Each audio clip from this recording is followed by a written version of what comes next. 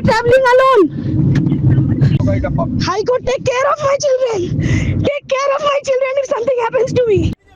Supreme কোর্টের নির্দেশে SIR এর কাজ করতে মালদা এসেছিলেন, কিন্তু বুধবার রাতে সেখানে ভয়াবহ অভিজ্ঞতার মুখোমুখি হতে হয় খোদ বিচারকদেরই।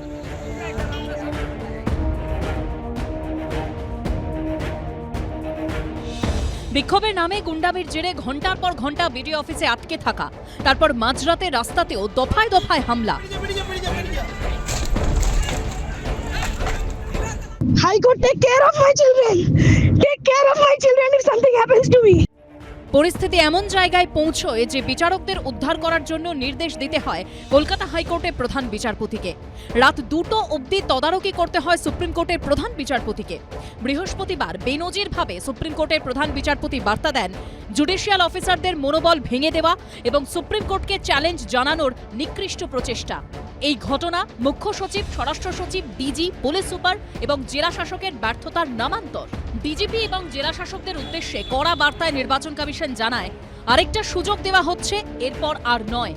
এসবের পর মালদায় বিচারকদের উপর হামলার ঘটনায় গ্রেপ্তার করা হয়েছে মোফাক্কারুল ইসলাম ও তার সহযোগী একরামুল বাগানি সহ 35 জনকে। ভালো করে তদন্ত করে দেখা উচিত যে মোফাক্কারুল আদপে কার হয়ে কাজ করছিল। মুম্বাই থেকে এসছিল, মুম্বাই থেকে বিজেপি ধার করে ওই মিমকে নিয়ে এসছে। সূত্রের খবর, শুক্রবার বাগডোগরা বিমানবন্দর থেকে মোফাক্কারুলকে পাকড়াও করে সিআইডি। তবে তারপরও ফেসবুক লাইভ করে গ্রেপ্তারির সদর্প ঘোষণা করতে শোনা যায় এই অভিযুক্তকে। ভোটার ডিলিট হয়ে গেছিল, তার প্রতিবাদের ওইখানে ছিলাম বলে অ্যারেস্ট হলাম। মোথাবাড়ি কাণ্ডে ইতিমধ্যেই ভাইরাল হয়েছে মোফাক্কারুলের একাধিক ভিডিও। কালিয়াচক 2 নম্বর বিডিও অফিসে অশান্তির সময় গাড়ির মাথায় উঠে বক্তৃতা করতে দেখা গেছে তাঁকে। মোথাবাড়ি থানা, কালিয়াচক থানা এবং অন্যদিকে ইংলিশ বাজার থানা, এই 3টি থানাতে এখনো পর্যন্ত 19টি অভিযোগ দায়ের করা হয়েছে, যে পরিপ্রেক্ষিতে 35 জনকে গ্রেফতার করেছে জেলা পুলিশ। ইতিমধ্যে এনআইএ ঘটনা তদন্তভার নিলেও পুলিশ সূত্রে যেটা জানা যাচ্ছে যে এই 35 জনের মধ্যে 2 জনকে আজকে বাগডোগরা যাওয়ার পথে গ্রেফতার করা হয়, যার মধ্যে অন্যতম অভিযুক্ত বা মাস্টারমাইন্ড এই গোটা ঘটনার মোফাক্কুল ইসলাম, যিনি কিনা পেশায় আইনজীবী। ইটাহারে যাওয়ার পথে তিনি মূলত হেড স্পিচ বা প্ররোচনা দেন এবং যেই পরিপ্রেক্ষিতে এই হিংসার ঘটনা ঘটে। ইতিমধ্যে আজকে আদালতে বাকিদেরকে তোলা হয়েছে মোফাক্কেল সহ, এবং সেখানে পুলিশি হেফাজতের নির্দেশ দেওয়া হয়েছে বলেই জানা যাচ্ছে, এবং পুলিশ তদন্ত করে দেখছে এই ঘটনার নেপথ্যে আরও কেউ রয়েছে কিনা। আমার মায়ের পেটের ভাইয়ের মতো ভাই, এই আন্দোলন করতে গিয়ে অনেক সময় অনেক নাটক দেখেছি। এই আন্দোলনে যেন কেউ হাত না দেয়, আমরা আমাদের অধিকার চাই। নির্বাচন কমিশন সূত্রে দাবি, মালদার ঘটনার মাস্টারমাইন্ড মোফাক্কারুল। পুলিশ সূত্রে খবর, ধৃত মোফাক্কারুলই সেই ঘটনায় প্ররোচনা দিয়েছিলেন। এখন অবধি মালদা ডিস্ট্রিক্টে 19টা কেস হয়েছে। মোফাক্কিরুল ইসলাম করে একজন প্রবাবলি অ্যাডভোকেট, ও ইটাহার থানার বাসিন্দা। ও মেইনলি ইনস্টিগেট করছিল, তো ওর সাথে আর একজন আকরামুল বাগানি করে একজন ছিল। Probably they were trying to escape to Bengaluru. এই গ্রেপ্তারি নিয়ে শুরু হয়েছে রাজনৈতিক চর্চাও। মালদার যে ঘটনা করা হয়েছিল, যাদের অ্যাটাক করা হয়েছিল, যে করেছে তাকে হাতে নাতে ধরেছে জানেন, আমাদের সিআইডি, অর্থাৎ লোকাল পুলিশ নয়। বাগডোগরা দিয়ে পালাচ্ছিল। আইএসএফ ওদের সাথে, কংগ্রেসেরও উস্কানি আছে আর বিজেপিরও উস্কানি আছে। রাজ্য পুলিশের সিআইডি শাখা সে মোফাক্কারুলকে অ্যারেস্ট করেছে যখন সে নাকি নেপালে পালাচ্ছে।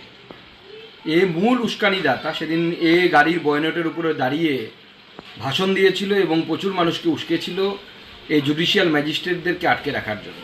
ভালো করে তদন্ত করে দেখা উচিত যে মোফাক্কারুল আদপে কার হয়ে কাজ করছিল।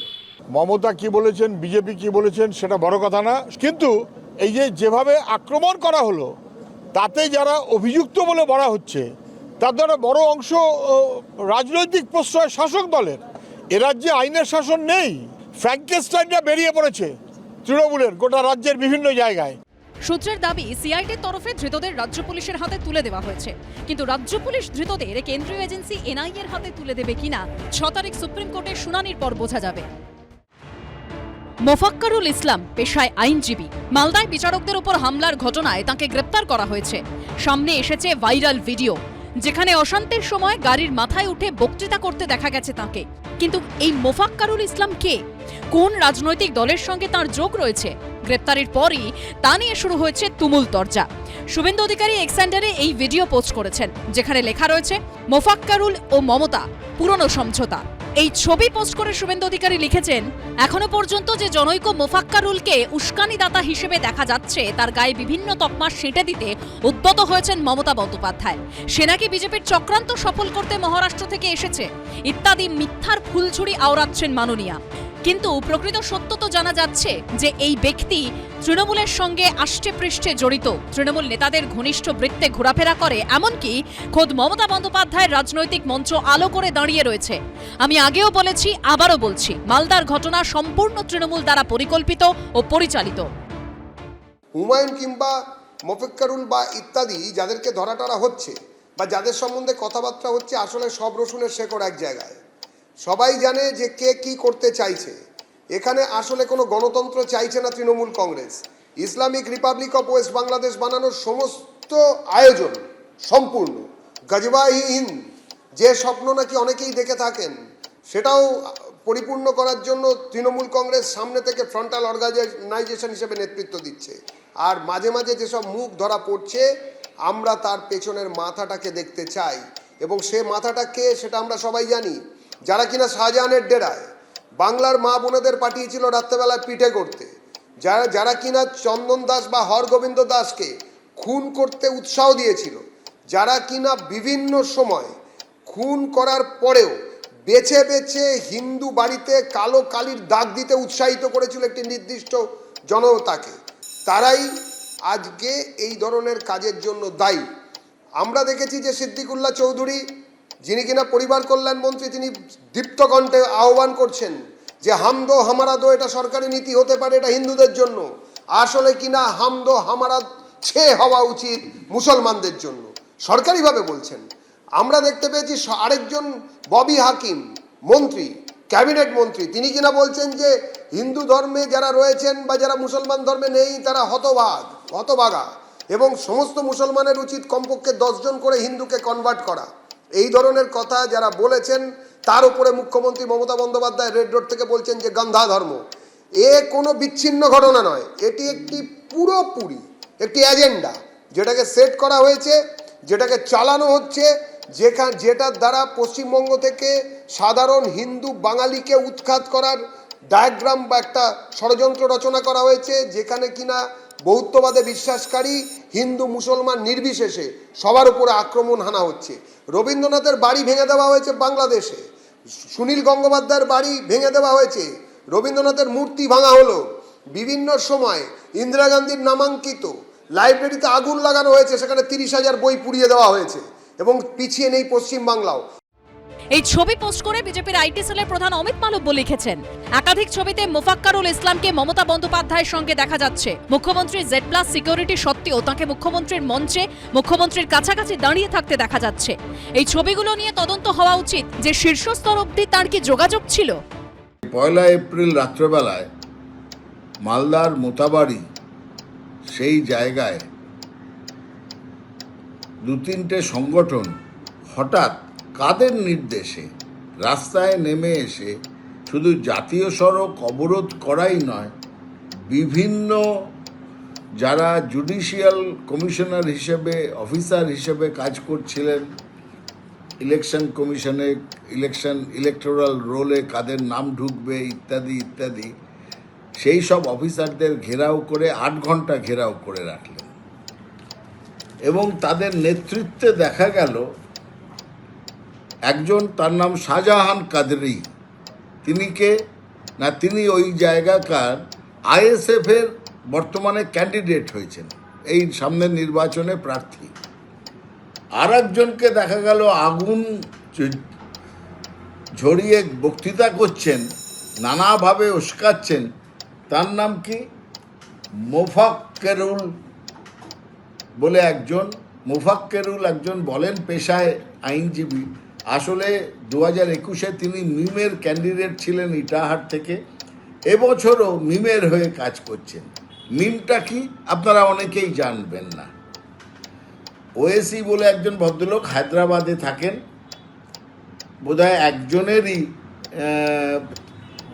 দল, একজন মানে উনি সদস্য, পার্লামেন্টের সদস্য, লোকসভার সদস্য, এবং তিনি কখন কোন দিকে কার হয়ে কথা বলেন কেউ জানে না। কখনো বিজেপির বিরুদ্ধে বলেন, আবার কখনো ভেতরে ভেতরে বিজেপির হয়ে করেন কাজ। তিনি বলেন মিলিটেন্ট মুসলিম ইসলামিক নেতা, কিন্তু ভারতবর্ষের মুসলমানদের কোন কাজে এসছেন এ পর্যন্ত কেউ বলতে পারেন না। প্রধানত একজন দালাল। তো সেই মিম বলে পার্টিটা পশ্চিমবঙ্গে নেই। কোনো 800 ভোট পেয়েছিলেন 2021-এ, এই মোফাক্কেরুল 800 ভোট পেয়েছিলেন ইটাহারে। সেই তাকে দেখা গেল গরম গরম বক্তৃতা দিয়ে সকলকে উস্কাচ্ছেন। অন্যদিকে মুখ্যমন্ত্রী আবার মোফাক্কারুলকে নিয়ে দায় ঠেলেছেন মিমের ঘাড়ে। মালদার যে ঘটনা করা হয়েছিল, যাদের অ্যাটাক করা হয়েছিল, যে করেছে তাকে হাতে নাতে কে ধরেছে জানেন? আমাদের সিআইডি, অর্থাৎ লোকাল পুলিশ নয়, বাগডোগরা দিয়ে পালাচ্ছিল, মুম্বাই থেকে এসছিল। মুম্বাই থেকে বিজেপি ধার করে ওই মিমকে নিয়ে এসছে। আইএসএফ ওদের সাথে, কংগ্রেসেরও উস্কানি আছে। বিজেপি রাজ্য সভাপতি শ্রমিক ভট্টাচার্য এই ছবি দেখিয়ে আক্রমণ শানিয়েছেন। তো একেই তো গ্রেপ্তার করেছেন শুনছি। মানে মিমই তৃণমূল, তৃণমূলই মিম, হুমায়ুনই তৃণমূল, তৃণমূলই হুমায়ুন, সব মিলেমিশে একাকার, একই অঙ্গে এত রূপ, অপূর্ব। 2021-এর বিধানসভা ভোটে ইটাহার থেকে মিমের হয়ে দাঁড়িয়েছিলেন মোফাক্কারুল ইসলাম। मुफक्कर इस्लाम साहब के बारे में जो बताया जाए कि एमआईएम से जुड़े हुए थे, एमआईएम के नेता थे, एमआईएम कैडेट है। 2021 में मुफक्कर इस्लाम साहब, जिनको अरेस्ट किया मालदा के मामले में, वो हमारी पार्टी के इलेक्शन में नॉमिनेशन कैंडिडेट थे, एमएलए के, असेंबली के। अभी हमारी पार्टी में वो एक्टिव नहीं है, उनका वो पब्लिक फिगर है। आप देखिए 3 मिलियन फॉलोअर है उनके, उनको वो लोग बुलाते हैं, वो जाते हैं उनके पास मिलने, उनसे बात हो, अपने प्रोटेस्ट में एहतजाज में हर जगह शामिल रहते हैं। तो वो एज अ पार्टी मेरे वर्कर नहीं गए हैं, और ना मेरे पार्टी का कोई झंडा वहां था, ना मुझे ज्यादा लिमिट से गए। तो ये नैरेटिव नहीं बना जाए कि वो मेरी पार्टी के थे, हमारी पार्टी ने उकसाया, हमारी पार्टी लोगों ने। एमआईएम का कोई भी कानून को अपने हाथ में ले, एमआईएम उसका समर्थन नहीं करती है, नहीं करती है, नहीं करती। কাণ্ডে আমাদের পশ্চিমবাংলার সম্মান বাড়েনি। যাকে ধরেছে বলে মূল পান্ডা বলছে, তিনি মমতার মিটিংয়ে একবার না একাধিকবার উপস্থিত। ওখানকার এমএলএ মন্ত্রী ছিলেন সাবিনা ইয়াসমিন, তিনি সেই মিটিংয়ে উপস্থিত। এ দায় এখন মুখ্যমন্ত্রী এরর তার ঘাড়ে ফেলছেন কেন? আমি বলবো যেন পান্ডা যারা মূল অপরাধী তারা অপরাধী হতে পারে, কিন্তু সাধারণ মানুষের গায়ে যেন হাত দেওয়া না হয়। সাধারণ মানুষকে হেনস্থা করলে সেটা বাংলার লোক ভালোভাবে নেবে না, কারণ মানুষের নাম কেটে দিলে মানুষ চুপ করে থাকতে পারে না। এটা যেমন সত্য তেমন আক্রমণের ঘটনা নিন্দনীয়। তার আগে 2016 সালে এই মোফাক্কারুলকে দেখা গিয়েছিল তৃণমূল প্রার্থী আব্দুল গনির প্রচারে। জুডিশিয়ারি ট্রাইব্যুনাল, মানুষ তাতে ভরসা পাচ্ছেন না যে আমাদের নাম কেটে গেল। 2002-এ ভোট দিয়েছে, 22 লোক ভোট দিয়েছে, এবার একজনের নাম আউট। স্কুল কলেজ লেখাপড়া, নাম আউট। চাকরি করেছে আরবিতে, তার নাম আউট। শুধু একটা নামের বানান অথবা অন্য কিছুর গন্ডগোল দেখে যদি ভোটার লিস্টের নাম কেটে যায়, তাহলে মানুষের রাগ বিরক্তি হওয়াটা স্বাভাবিক। এবং আমরা তখনই বলেছিলাম এটা যেমন মাইনরিটি অংশের মধ্যে হয়েছে, তেমন মতুয়া সমাজের মধ্যে হয়েছে। মতুয়া সমাজের মধ্যে হয়েছে, গরিব লোক, তাদের নাম কেটে গেছে। ফলে তাদের মধ্যে যে রাগ, সেই রাগটা স্বাভাবিক। এই রাগের জন্য তাদের দোষ দেওয়া উচিত নয়। এটা যেমন সত্য তেমন সত্য হচ্ছে এটাকে ব্যবহার করে যে আক্রমণ কোথাবাড়িতে করার চেষ্টা করা হয়েছে তা চূড়ান্ত নিন্দনীয়। কে তার মাথায়? কোনো এক উকিলের নাম বলছে। আচ্ছা, যারা যারা ওখানে দেখা গেল ভিডিওতে, তাদের বিরুদ্ধে কোনো ব্যবস্থা নিক মানে আছে, কিন্তু এখন কি যে কোনো সাধারণ মানুষকে ধরে হেনস্থা করা হবে? আমাদের কথা অত্যন্ত স্পষ্ট, অপরাধী তার জন্য যা ব্যবস্থা করে করুক, কিন্তু সাধারণ মানুষ সে যেন হেনস্থা না হয় এটাকে নিশ্চিত করতে হবে। তাহলে মানুষ কিন্তু আর ছেড়ে দিতে পারে না। কে করলো, কারা করলো, এবার পাল্টাপাল্টি চলছে। তৃণমূল বলছে বিজেপি, বিজেপি বলছে তৃণমূল। তাহলে যে এই উকিল দেখা যাচ্ছে তিনি মিমের প্রার্থী ছিলেন। মিম মানে না বোঝার কোনো কারণ নেই, বিজেপির সহায়তায় মিম চলে বলে মানুষ বুঝে গেছেন, মানে ভোট কাটিয়ে বিজেপিকে সুবিধা করে দেওয়ার ব্যবস্থা করেন। এটা যে গোটা দেশে মিম সম্পর্কে লোকের ধারণা, পশ্চিমবাংলাতে কি পশ্চিমবাংলার লোক বুঝবেন। মিমের প্রার্থী ছিল, সে দায় নিশ্চয়ই তৃণমূলের না, কিন্তু তৃণমূলের নেতা, তৃণমূলের নেত্রী, এমনকি মমতা ব্যানার্জির সঙ্গে তার একসাথে নানান ছবি, সে দায় তো তৃণমূলেরই বটে। ফলে তৃণমূল, মিম, বিজেপি এই সব মিলেমিশে যে একটা একাকার কাণ্ড, এটা না বুঝবার কোনো কারণ নেই। আমাদের কথাটা হচ্ছে এই, অপরাধী যারা তাদের চিহ্নিত করে ব্যবস্থা নেওয়া হোক, কিন্তু একজনও নিরপরাধ মানুষকে যেন হেনস্থা না করা হয় এটাকে নিশ্চিত করতে হবে। বিজেপির পাল্টা দাবি, তৃণমূলের সঙ্গে ধৃতের যোগ রয়েছে কিনা তদন্ত করে দেখা উচিত। রাজ্য পুলিশের সিআইডি শাখা সে মোফেক্কারুলকে অ্যারেস্ট করেছে যখন সে নাকি নেপালে পালাচ্ছে। মোফেক্কারুল মূলত ইটাহারের বাসিন্দা এবং সেই ইটাহার থেকেই তৃণমূল কংগ্রেসের বিধায়ক এবং তৃণমূল কংগ্রেসের মাইনরিটি মোর্চার প্রেসিডেন্ট সেই ইটাহারেই বাড়ি। এবং এই জন্য ভালো করে তদন্ত করে দেখা উচিত যে মোফেক্কারুল আদপে কার হয়ে কাজ করছিল।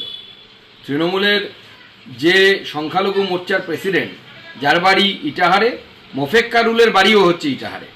তো এই ইটাহারের দুই ইটাহারবাসীর মধ্যে কোনো যোগসূত্র ছিল কিনা এবং কোনো প্ল্যানিং ছিল কিনা খতিয়ে দেখা দরকার। সুকান্ত মজুমদার জানারকে কেন উত্তর দিব?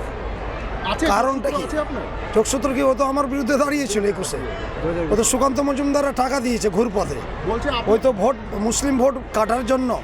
ওই তো শুভেন্দু অধিকারী, সুকান্ত মজুমদারদের এটা তো চক্রান্ত, ভোট ব্যাংক, ব্যাকডোর ডিপ্লোমেসি। তারা ঘুরপথে আমার সঙ্গে কী করে, আমার তো বিরুদ্ধে ক্যান্ডিডেট ছিল 21-এ, আপনি জানেনই না। 21-এ আমার, হ্যাঁ, মিমের ক্যান্ডিডেট ছিল আমার বিরোধী, ওকে আমি চিনি না, ওর সাথে আমার কথা হয় না, আমি জানি না আমাদের যোগসূত্র থাকবে কি করে। উনি যেভাবে যে কায়দায় ওই রাস্তাঘাট জ্যাম করেছেন উইদাউট পারমিশন, আইনকে সম্মান না জানিয়ে, আইন সবার কাছে সমান, আইনকে সম্মান সবাইকে জানাতে হবে। উনি যে কায়দায় করেছেন তার বিরুদ্ধে আইন ব্যবস্থা নিবে, সেটা আমার কিছু জানা। এটা আজকে নতুন কিছু নয়। মমতা বন্দ্যোপাধ্যায় হচ্ছেন সেরকম একজন প্রশাসক যিনি মনে করেন পশ্চিমবঙ্গ স্বতন্ত্র, পশ্চিমবঙ্গের চিন্তা ভাবনা, পশ্চিমবঙ্গের প্রশাসন স্বতন্ত্র। আমরা দীর্ঘদিন ধরে বিভিন্ন জেলায় বিভিন্ন ঘটনা দেখে আসছি। এর মধ্যে ঘটে গেল মোথাবাড়ির ঘটনা, এবং যিনি ধরা পড়লেন সেই ভদ্রলোক, কখনো বলা হচ্ছে, কখনো শোনা যাচ্ছে তার সঙ্গে তৃণমূল কংগ্রেসের যোগ আছে, আবার কখনো ভারতীয় জনতা পার্টি কিছু ছবি পোস্ট করে বলছেন এনার সঙ্গে মমতা বন্দ্যোপাধ্যায়ের যোগ আছে। মমতা বন্দ্যোপাধ্যায় বলছেন এই ধরনের সব ব্যক্তিকে এই রাজনৈতিক পরিসরে ঢুকিয়ে গন্ডগোল পাকানোর চেষ্টা করা হচ্ছে, যার পিছনে কংগ্রেস আছে।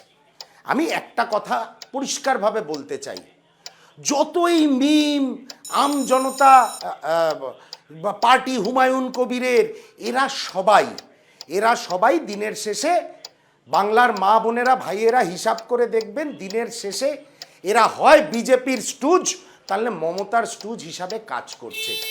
গন্ডগোল যেই মাত্র হবে, সামাজিক বিভাজন হবে, ধর্মীয় বিভাজন হবে, দুটি রাজনৈতিক দল লাভবান হবে।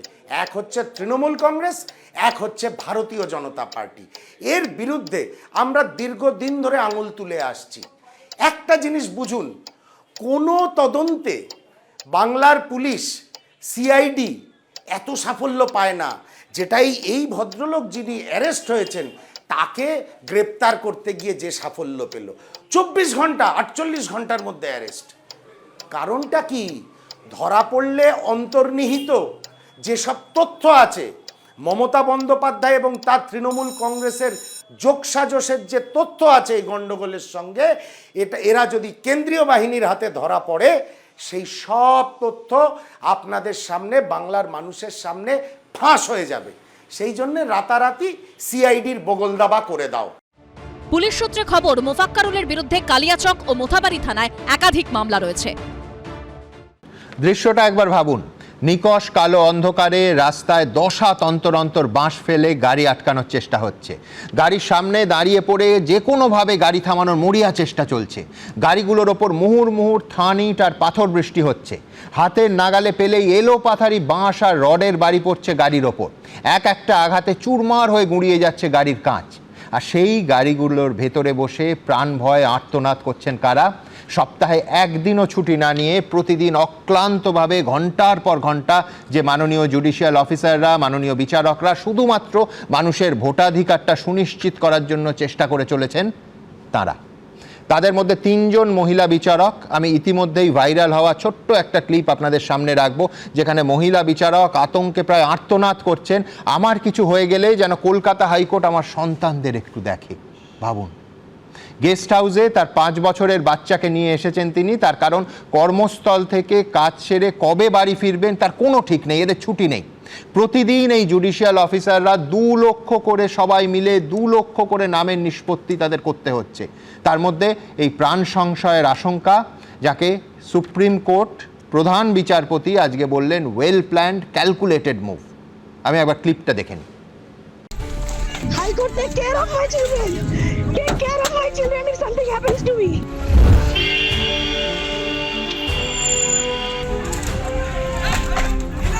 Sir, suffered accident. Please communicate it to register, sir. Our pilot is no more there. Our pilot car has suffered accident due to these hurdles.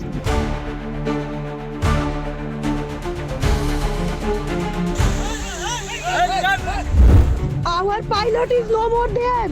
He has suffered accident due to the hurdles of bamboos and the hurdles and the bridge. We are traveling alone. High Court, take care of my children. Take care of my children if something happens to me. People have expired on the way. Jawan have expired on the way. There are many people who might have been injured. High Court, take care of my children. Take care of my children if something happens to me. এই দুঃস্বপ্নের রাতে আমি শুধু একটা বাক্য যোগ করব। এই ঘটনার পর প্রাণ ভয়ে যখন এই জুডিশিয়াল অফিসাররা প্রায় তাদের গাড়ি ছোটাচ্ছেন, তখন গোটা রাজ্যে রটিয়ে দেয়া হলো, এটাও পরিকল্পনা করে, যে তাদের গাড়ির নিচে নাকি 2 জন নিরীহ সাধারণ মানুষের প্রাণ চলে গেছে। এই গুজব পল্লবিত করা হয়েছে তাদের আরও বিপদে ফেলার জন্য। আমার পরের বক্তা ডক্টর নজরুল ইসলাম। নজরুলদার কাছে প্রশ্ন একটাই থাকবে, যে বিচারকরা যদি এই নিরাপত্তাহীন অবস্থার মধ্যে থাকেন, তাহলে এ রাজ্যে সাধারণ মানুষের নিরাপত্তা কোথায়? আপনাদেরকে এটা মনে নাই যে রক্ত গঙ্গা বইয়ে দেব, বেঁধে রাখবো, আগুন জ্বালিয়ে দেব, জবাই করব? তারপর হয়েছিল ফরাক্কা, চাকুলিয়া, ইটাহার, কুলতলি, বাসন্তী, বাদুড়িয়া। তখন কি একজনও পুলিশ অফিসারকে নির্বাচন কমিশন বদলি করেছিলেন কি? তখন কি কোনো কিছু আমাদের সর্বোচ্চ হাতছাড়া ছিল? তাহলে এগুলোর একটাও বন্ধ করা যায়নি কেন? আন্ডার অ্যাডজুডিকেশন বা ইত্যাদি থাকে, তার মানে সে ভারতের নাগরিক নয়। জলপাইগুড়ি জেলার বিজেপি যুব মোর্চার সভাপতি পলেন ঘোষ, তার মানে রোহিঙ্গা। আমার জেনে ভালো লাগলো। সেটা আপনার কথা, আমি তোমার বলার সময় বলিনি, আমার বলার সময় বলবেন। যদি আপনার কথা আমার নামে দিয়ে চাপান, আরে ভাই, তোমার বলার সময় বলিনি, মাঝখানে কেউ বলতে পারবে না, গলা একা তোমার জন্যই। দ্বিতীয় কথা হচ্ছে যে দ্বিতীয়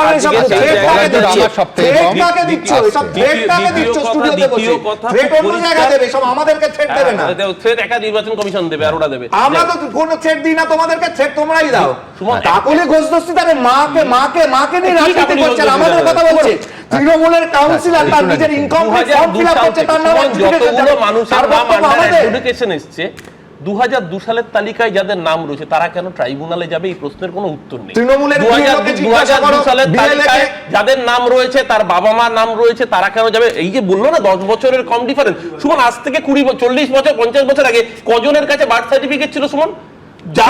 প্রত্যেকটা আলোচনা আছে, তোমরা কোর্টেও বলেছো, কোর্টটা শুনেনি।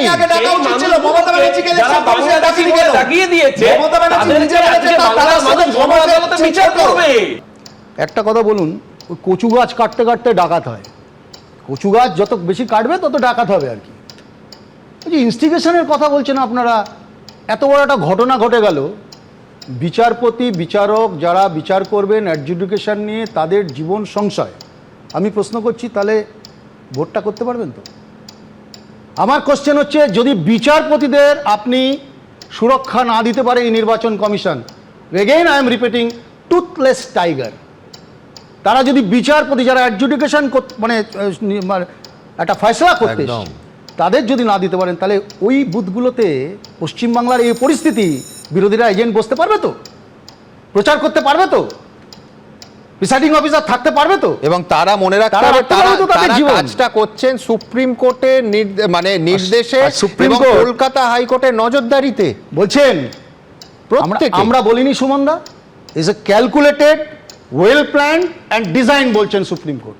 আমরা বলিনি এতদিন ধরে যে আজকে এই ঘটনার জন্য কেন মাননীয় মুখ্যমন্ত্রী, পশ্চিমবাংলার মুখ্যমন্ত্রীকে দায়িত্ব নেওয়া, তাকে দায়ী করা হবে না? তিনি ধর্ণামঞ্চে যেদিন বসেছিলেন, যেদিন ধর্ণামঞ্চে ছিলেন সেদিন কি নির্বাচন ঘোষণা হয়েছিল? আমি প্রশ্ন রাখতে চাই। সেদিন বলেছিলেন না একটা সম্প্রদায় ঘিরে ধরবে, একটা সম্প্রদায় একটা সম্প্রদায়ের উপর আক্রমণ করতে পারে? কাকে উস্কাচ্ছেন? সৌম্য পরিষ্কার বললো যে বিষবৃক্ষ পুঁতেছে কারা দেখতে হবে। আমি বলছি, আমি শব্দটা কারুর ক্ষেত্রে ব্যবহার করতে চাই না, কিন্তু না ও আবার বৃহত্তর ভাবে ধরে নিচ্ছে। একদম ঠিক কথা বলেছেন। বিষবৃক্ষ কংগ্রেসেরই তো, মমতা বন্দ্যোপাধ্যায় কংগ্রেস, অরূপদা স্বীকার করে নিয়েছে, এর জন্য ধন্যবাদ। বিষবৃক্ষ কংগ্রেস, কিন্তু যার নাম নিয়ে এত আলোচনা হচ্ছে সেই সাবিনা ইয়াসমিন, তিনিও তো কংগ্রেসে ছিলেন, এখন তৃণমূলে গেছেন। মমতা ব্যানার্জি তো কংগ্রেসে ছিলেন। অনেকদিন পরে এসছে অল্প আমার নাম প্লিজ। আমি শুধু এই হুমায়ুনের 4 দিন আগের একটা স্টেটমেন্ট, এই হুমায়ুন কান্দির এমএলএ ডেভিডের প্রচন্ড বিরোধ আছে, ডেভিডের বিরুদ্ধে বিষোদ্গার করে হুমায়ুনের 4 দিন আগে স্টেটমেন্ট যে অধীরদার মতো নেতা, তাকে জেতানোর জন্য হুমায়ুন কবির শেষ রক্তবিন্দু পর্যন্ত লড়বে। পাপের প্রায়শ্চিত্ত করছে। ও আচ্ছা, এখন বলছো তো আমি পাপ করেছি। এই কি ফেয়ারনেস স্কিম রেখেছে ভাই? কি ফেয়ারনেস? আমি জানি না। একটু আগে পোডিয়ামে বলে কালো, আর এখন বলছো ভালো। পোডিয়ামে কালো, চেয়ারে ভালো। কি ফেয়ারনেস স্কিম রেখেছে ভাই? আমি পাপ করেছি। পাপ করেছে প্রদেশ কংগ্রেস। হুমায়ুন কবির বলেছেন কিছুদিন আগে, আপনারাই দেখিয়েছেন, জামাই আদর নিয়ে তৃণমূলে ফেরত যাব। আর তারপর মোদিজির সেবক হয়ে 19 সালে লোকসভা ভোটে প্রচারে দাঁড়িয়ে পড়বে। মোদিজির সেবক হয়ে 19 সালে। প্রবল রাজনৈতিক চাপানোতরের মধ্যে শুক্রবার মোথাবাড়ি পৌঁছয় এনআইএ। ডিআইজির নেতৃত্বে মোথাবাড়ি পৌঁছে যায় এনআইএর 24 জনের টিম। সেখানে 3 ভাগে বিভক্ত হয়ে যায় তারা। অন্যদিকে কলকাতায় চলে আসেন এনআইএর আইজি সোনিয়া সিং। কলকাতা থেকে টিমে তদারকি করবেন তিনি। শুক্রবার বিকেল 4:06 মোথাবাড়ি থানায় পৌঁছয় এনআইএ টিম। প্রথম দুটি গাড়িতে জেলা পুলিশের আধিকারিকরা রয়েছেন, এসডিপিও রয়েছেন, এসডিপিও কালিয়াচক রয়েছেন এবং ফয়সাল রাজা, এবং এর পরের যে গাড়ি অর্থাৎ এই যে এনআইএ টিমের সদস্যরা, তারা কিন্তু এসে পৌঁছলেন। অর্থাৎ সকালবেলা তারা বেরিয়ে এই মুহূর্তে তারা এখানে এসে পৌঁছলেন। তবে প্রথমে থানায় ঢোকেননি এনআইএ তদন্তকারীরা, তারা চলে যান মোথাবাড়ি মোড়ের দিকে। আমরা দেখতে পেলাম যে থানা ঠিক সামনে থেকে সেই গাড়ির কনভয় সেটা কিন্তু ধীরে ধীরে ঘটনাস্থলের দিকে যাচ্ছে, এবং এখান থেকে আগে গিয়ে ডান দিকেই কিন্তু মূলত হচ্ছে সেই ঘটনাস্থল। সিআরপিএফ বা সেন্ট্রাল ফোর্স তারা কিন্তু গোটা রাস্তা জুড়ে রয়েছেন। ক্যামেরায় শ্যামল জানা যে ছবি সরাসরি দেখাচ্ছেন যে ইতিমধ্যে বিরাট গাড়ির কনভয় 24 জন অফিসারকে নিয়ে তারা মোথাবাড়িতে এসে উপস্থিত হয়েছেন, এবং মূলত তারা যেটা দেখবেন যে গত বুধবার দিনকে কিভাবে এই ঘটনাটি ঘটলো, কিভাবে সেখানে এই ভিড় গ্যাদার করেছিল বা সমবেত হয়েছিল। এরপর এনআইএর অফিসাররা যান বিডিও অফিসের দিকে, যেখানে বিচারকরা ঘন্টার পর ঘন্টা আটকে ছিলেন। এনআইএর অফিসাররা তারা কিন্তু রয়েছেন, এসডিপিওর কাছ থেকে জানতে চাইছেন যে রাস্তায় কোন জায়গায় অবরোধ হয়েছিল, কোন জায়গায় কি পরিস্থিতি হয়েছিল, সেই সমস্ত বিষয় জানতে চাইছেন তারা। এবং একেবারে দেখতে পাচ্ছ এটা হচ্ছে যে মোথাবাড়ি যে রাস্তা, ট্যাক্সি স্ট্যান্ড রোড, এবং সেই ট্যাক্সি স্ট্যান্ড রোড মোথাবাড়ি সেই রাস্তা থেকে সোজা 150 মিটার দূরে হচ্ছে বিডিও অফিস। সমস্ত বিষয়টা তারা নোট ডাউন করছেন, লিখে রাখছেন যে কোন জায়গায় কি রয়েছে, কোন জায়গায় সিসি ক্যামেরা রয়েছে, এই এলাকার লোকেশন সম্পর্কে সম্পূর্ণভাবে লিখে রাখছেন। এরপর বিডিও অফিসের ভেতরে ঢোকে এনআইএ টিম। আমরা রয়েছি একেবারে বিডিও অফিসের ভেতরে, এবং এই হচ্ছে বিডিও অফিস, যে বিডিও অফিসের ভেতরে এনআইএর টিম তারা প্রবেশ করেছে, এবং প্রবেশ করে একেবারে এনআইএর টিম তারা কিন্তু সমস্ত বিষয়টা খতিয়ে দেখছে যে জায়গায় হচ্ছে যে একেবারে কি হয়েছিল, যে কোন জায়গায় জাজেদের চেম্বার ছিল সেই বিষয়টা দেখছেন। যেমন এইখানে বিচারকেরা বসে যে কাজ করছিলেন এবং সেক্ষেত্রে জাজ লেখা রয়েছে চেম্বার যেটা ছিল 7 জন বিচারকের, সেই চেম্বার কোন কোন জায়গায় জাজেদের চেম্বার ছিল, কি পরিস্থিতি তৈরি হয়েছিল সেই বিষয়টা কিন্তু একেবারে খতিয়ে দেখছেন। এই হলো সেই বিডিও অফিস যেখানে বুধবার 3 জন মহিলা সহ 7 জন জুডিশিয়াল অফিসার আটকে পড়েছিলেন। কলকাতা হাইকোর্টের বিচারপতির নির্দেশে দীর্ঘক্ষণ পর তাদের উদ্ধার করা হলেও রেহাই মেলেনি। রাস্তাতেও বারবার হামলার মুখে পড়তে হয় বিচারকদের। Our pilot is no more there. He has suffered accident due to the hurdles of bamboos and the hurdles and the bricks. We are traveling alone. High Court, take care of my children. Take care of my children if something happens to me. BDO office থেকে 3টি ভাগে ভাগ হয়ে যায় NIA team. কয়েকজন officer থেকে যান BDO অফিসে, আরেকটি টিম যায় থানায় এবং বাকি অফিসাররা যান সেই ঘটনাস্থলে যেখানে বিচারকদের গাড়ির উপরে হামলা হয়েছিল। ঠিক আমরা যেখানে রয়েছি আমলিতলা, ঠিক সেইখানে যখন বিচারকদেরকে উদ্ধার করে নিয়ে যাওয়া হচ্ছিল, ঠিক এখানে আগুন জ্বালিয়ে ব্যারিকেড দিয়ে তাদের গাড়ি আটকানোর চেষ্টা হয়। সেখানে এনআইএ আধিকারিকেরা এসেছেন এবং কোথায় সেই বিচারকদের স্টোন পেল্টিং করা হয়, কোথায় সেই বাঁশের ব্যারিকেড ছিল, সেইখানে এসে সরেজমিনে ক্ষতি দেখছেন এনআইএর আধিকারিকেরা। তারা যেমন খাতায় প্রত্যেকটা পয়েন্ট নোট ডাউন করছেন, যেখানে জেলার অফিসাররা রয়েছেন তাদের থেকে পুঙ্খানুপুঙ্খ বিস্তারিত বর্ণনা তারা জেনে নিচ্ছেন। তার পাশাপাশি কিন্তু ঠিক যেখানে আগুন পোড়ানো হয়েছিল, যেখানে এই বিক্ষোভ দেখানো হয়েছিল, তারও কিন্তু ক্যামেরার মাধ্যমে ভিডিও ফুটেজ করেন। সূত্রের দাবি, এনআইএ মূলত যে বিষয়গুলি জানতে চাইছে সেগুলি হলো গাফিলতি কাদের কাদের ছিল। সেক্ষেত্রে পুলিশের ভূমিকাও স্ক্যানারের নিচে আসবে, কারণ পুলিশ প্রশাসনের বিরুদ্ধে অভিযোগ তারা বিষয়টা জানা সত্ত্বেও সময় মতো কার্যকরী ভূমিকা নেয়নি। কেন তাদের পদক্ষেপ করতে 12 ঘন্টারও বেশি সময় লেগে গেল, সেই বিষয়টাও এনআইএ খতিয়ে দেখবে বলে সূত্রের দাবি। পাশাপাশি তদন্তকারীরা খোঁজ নেবেন বিক্ষোভকারী ও হামলাকারীদের পেছনে কারা ছিল, কারা পরিকল্পিতভাবে গোটা ঘটনাটা ঘটিয়েছে, পেছনে কি কোনো রাজনৈতিক দল বা নেতার ভূমিকা আছে, তাও এনআইএ তদন্তের আওতায় আসবে বলে সূত্রের খবর। বিডিও অফিস থেকে এনআইএর অন্য একটি টিম যায় মোথাবাড়ি থানায়। বিভিন্ন দলে ভাগ হয়ে এনআইএর টিম তারা মোথাবাড়ি এলাকার বিভিন্ন প্রান্তে গেছেন। যেমন এনআইএর অফিসারকে দেখতে পাচ্ছি এই মুহূর্তে মোথাবাড়ি থানায়। মোথাবাড়ি থানার ভেতরে যে ডিউটি অফিসার যে রুম রয়েছে, চেম্বার রয়েছে, সেখানে গেছেন এবং থানার যে রেজিস্টার রয়েছে সেই রেজিস্টার একবারে পুঙ্খানুপুঙ্খভাবে পরীক্ষা নিরীক্ষা করছেন। সূত্রের খবর, পুলিশের কাছ থেকে এনআইএর অফিসাররা জানতে চান বুধবার কোন কোন অফিসার কখন ডিউটিতে ছিলেন, সেদিন সকাল থেকে কি কি পদক্ষেপ করা হয়েছিল, ভোটের আগে মোথাবাড়ি থানা কত কেন্দ্রীয় বাহিনী পেয়েছে, গন্ডগোলের সময় কখন কত কেন্দ্রীয় বাহিনীকে পাঠানো হয়েছিল, বিডিও অফিসে কারা জমায়েত করেছিল, জমায়েতের নেতৃত্বে কে বা কারা ছিলেন। ওদের একটা সিন চাই, অশান্তি চাই, গন্ডগোল চাই, যাদের দিয়ে আমরা কি বলছি একজনও বৈধ ভোটারকে বাদ দেয়া যাবে না। এটা তো মমতা বন্দ্যোপাধ্যায়, অভিষেক বন্দ্যোপাধ্যায়ের ঘোষিত নীতি, তৃণমূলের ঘোষিত নীতি। কিন্তু অশান্তি করে এই কাজটা করা যাবে না, কারণ তাতে বিজেপির ফায়দা। কোথাও অশান্তি হলে সেই সুযোগে কেন্দ্রীয় শক্তি, কেন্দ্রীয় সরকারের রাষ্ট্রযন্ত্রকে মিসইউজ করে দেবে, ঢুকিয়ে দেবে পশ্চিমবঙ্গে। 6 তারিখের মধ্যে সমস্ত কিছু জমা দিতে হবে।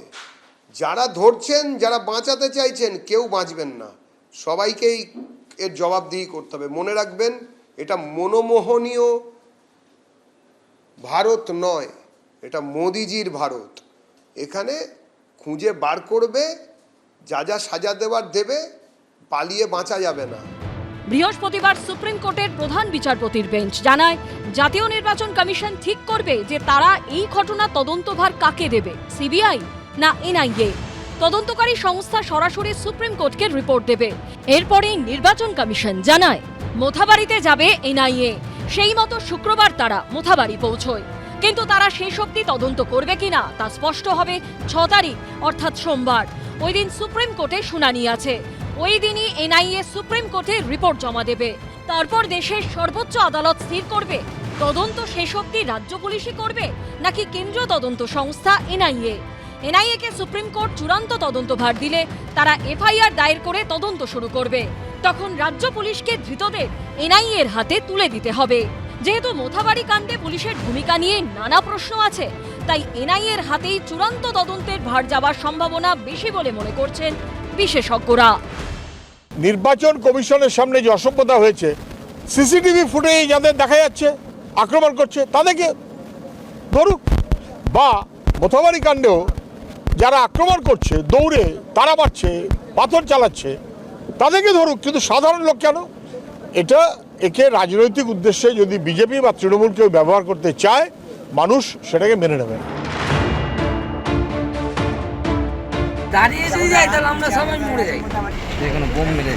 মালদায় বুধবার এভাবেই মধ্যরাতের বিভীষিকার মুখোমুখি হতে হয়েছে খোদ বিচারকদের, যাদের হাতে বিচারের গুরু দায়িত্ব, তাদের গাড়িতেই এইভাবে হামলা হয়েছে। ভেঙে চুরমার হয়ে গেছে গাড়ির কাচ, ভিতরে পড়ে রয়েছে আস্ত ইট। এই ঘটনায় শুরু হয়েছে ধরপাকড়। এই পরিস্থিতিতে বুধবার থেকে শুক্রবার দুদিন পরও থমথমে মোথাবাড়ি এলাকায় টহল দিচ্ছে কেন্দ্রীয় বাহিনী। বুধবার কালিয়াচক ব্লক 2-এর এই অফিসেই এসআইআর এর শুনানি চলছিল। মোথাবাড়ি থানা থেকে 300 মিটার দূরে এই বিডিও অফিস, যেখানে ঘেরাও করে আটকে রাখা হয় 7 জুডিশিয়াল অফিসারকে। জেলার এসপির তরফে বিশাল কনভয় এখানে আসে, সেন্ট্রাল ফোর্স আসে এবং সেই জায়গা থেকে তারা যখন বেরোনোর চেষ্টা করেন সেই সময় কিন্তু তাদের গাড়ির উপরেও একই রকমভাবে হামলা হয়। এই যে তুমি দেখতে পাচ্ছ যে কাঠের বিভিন্ন জিনিসপত্র ছিল, এটা বা পাশের যে কাঠের দরজা রয়েছে, এগুলোকেই সেদিনকে কিন্তু এই যে গেটটাকে পুরোপুরি আগলে যখন আটকে দেওয়া হয়, তখন সেই গেটের বাইরে এগুলোকে সব রেখে দেওয়া হয়েছিল যাতে কোনোভাবে বিচারকরা এখান থেকে বেরোতে না পারেন। বৃহস্পতিবারই এখানে মোতায়েন করা হয় কেন্দ্রীয় বাহিনী। শুক্রবারও দেখা গেল বিডিও অফিস শুনশান, ফাঁকা। বিডিও অফিসের যে ভেতরে সেই জায়গায় আমি রয়েছি এবং সেখানে আমার সহকর্মী সন্দীপ সাধুকাকে দেখাতে বললো ছবিটা। একটা বিডিও অফিসের ভেতরের ছবি দেখতে পাচ্ছ, যে অফিসের মধ্যে 7 জন জুডিশিয়াল অফিসার বিচারক তারা কিন্তু তাদেরকে জোর করে আটকে রাখা হয়েছিল।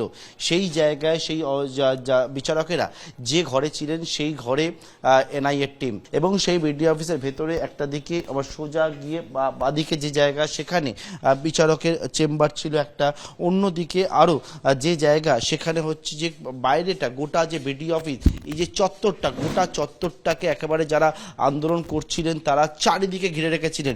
2টো গেট রয়েছে বিডিও অফিসের, সামনের গেট, পেছনের গেট, 2টি গেট সম্পূর্ণভাবে বন্ধ করা ছিল। এবং আরও একটা যে ঘর আমি দেখাবো যেখানে লেখা রয়েছে যে জাজ বলে, সেই ঘর একেবারে ফাঁকা অবস্থাতে রয়েছে। এই হচ্ছে জাজদের আরও একটা ঘর। এনআইএর অফিসারেরা তারা রয়েছেন, যারা বিডিও অফিসের স্টাফ রয়েছেন তাদের সঙ্গে কথা বলছেন কোন গেটে কি পরিস্থিতি হয়েছিল, বিডিও অফিসের সিসি ক্যামেরা কোথায় কোথায় লাগানো রয়েছে, কারা কারা নেতৃত্ব দিয়েছিল জাজেদেরকে, যারা জুডিশিয়াল অফিসার তাদেরকে কোন জায়গা থেকে বের করা হয়েছিল, কিভাবে বের করা হয়েছিল, বের করার সময় এরকম পরিস্থিতি হলো কেন, সেই সমস্ত বিষয়টা জানবেন। এই মুহূর্তে যে মোথাবাড়িতে যে কালিয়াচক ব্লক 2 যে বিডিও অফিস, সেই বিডিও অফিসে কেন্দ্রীয় বাহিনীকে সঙ্গে নিয়ে গোটা ঘটনার পুঙ্খানুপুঙ্খ বিষয় খতিয়ে দেখছেন জাতীয় তদন্তকারী সংস্থার যারা আধিকারিকরা তারা। বুধবার এই বাজারের সামনেই জমায়েত করেছিল বিক্ষোভকারীরা। আতঙ্কে বৃহস্পতিবার বাজারের অধিকাংশ দোকানপাট বন্ধ ছিল। শুক্রবার দেখা গেল সেই সব দোকানপাট খুলেছে।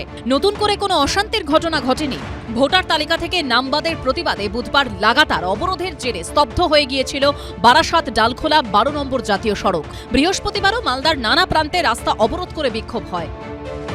নির্বাচন কমিশন বেআইনি জমায়েতে নিষেধাজ্ঞা জারি করার পর শুক্রবার এলাকায় নতুন করে কোনো বিক্ষোভ জমায়েত চোখে পড়েনি। নিমতিতা থেকে ফারাক্কা ব্রিজ পর্যন্ত যে যানজট হয়েছিল সেটাও শুক্রবার ধীরে ধীরে হালকা হচ্ছে।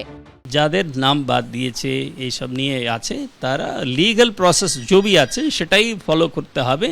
তার বাইরে অন্য কোনো দিয়ে করে নাম ঢোকানোর চেষ্টা করলে হবে না। যা লিগ্যাল প্রসেস সেটাই করুন। নতুন করে অশান্তির ঘটনা এড়াতে কালিয়াচক 1 ও 2 এই 2টি ব্লকে পুলিশ ও কেন্দ্রীয় বাহিনীর নজরদারি বাড়ানো হয়েছে। রোগটা নিরামনের জন্য যে ওষুধ দরকার, অর্থাৎ হয় 355 নম্বর ধারা মালদাতে জারি করা দরকার, অথবা 365 নম্বর ধারা জারি করা দরকার আছে। আপনারা সেইখানে কেন বলছেন না? আপনারা বিচারপতিরা আপনারা বলছেন কনস্টিটিউশনাল মেশিনারি ব্রেক করেছে। আপনারা পরিষ্কার করে মাননীয় বিচারপতি আপনারা বলছেন যে আইন শৃঙ্খলা ভেঙে পড়েছে।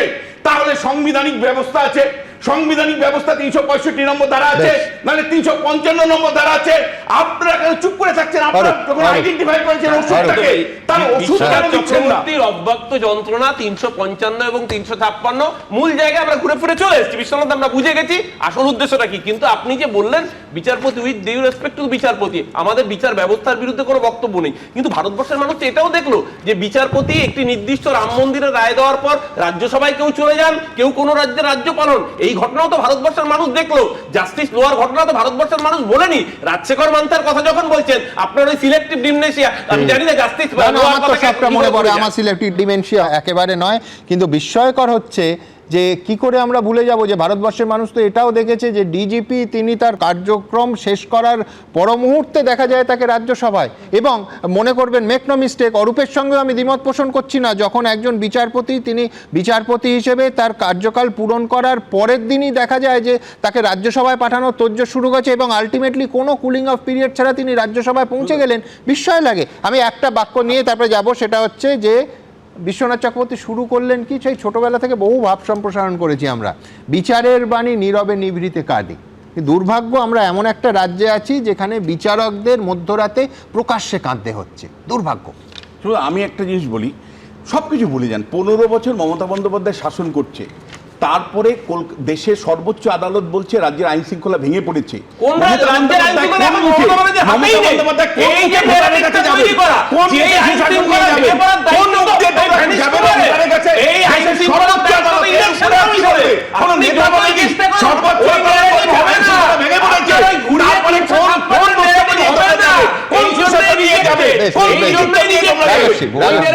সংসার জানে মুখ্যমন্ত্রী বর্তমানে আছেন, আইন শৃঙ্খলার যথেষ্ট দায় দায়িত্ব অধিকার মুখ্যমন্ত্রী পুলিশ মন্ত্রীর আছে, এই সব ন্যারেটিভ দাঁড় করিয়ে লাভ নেই।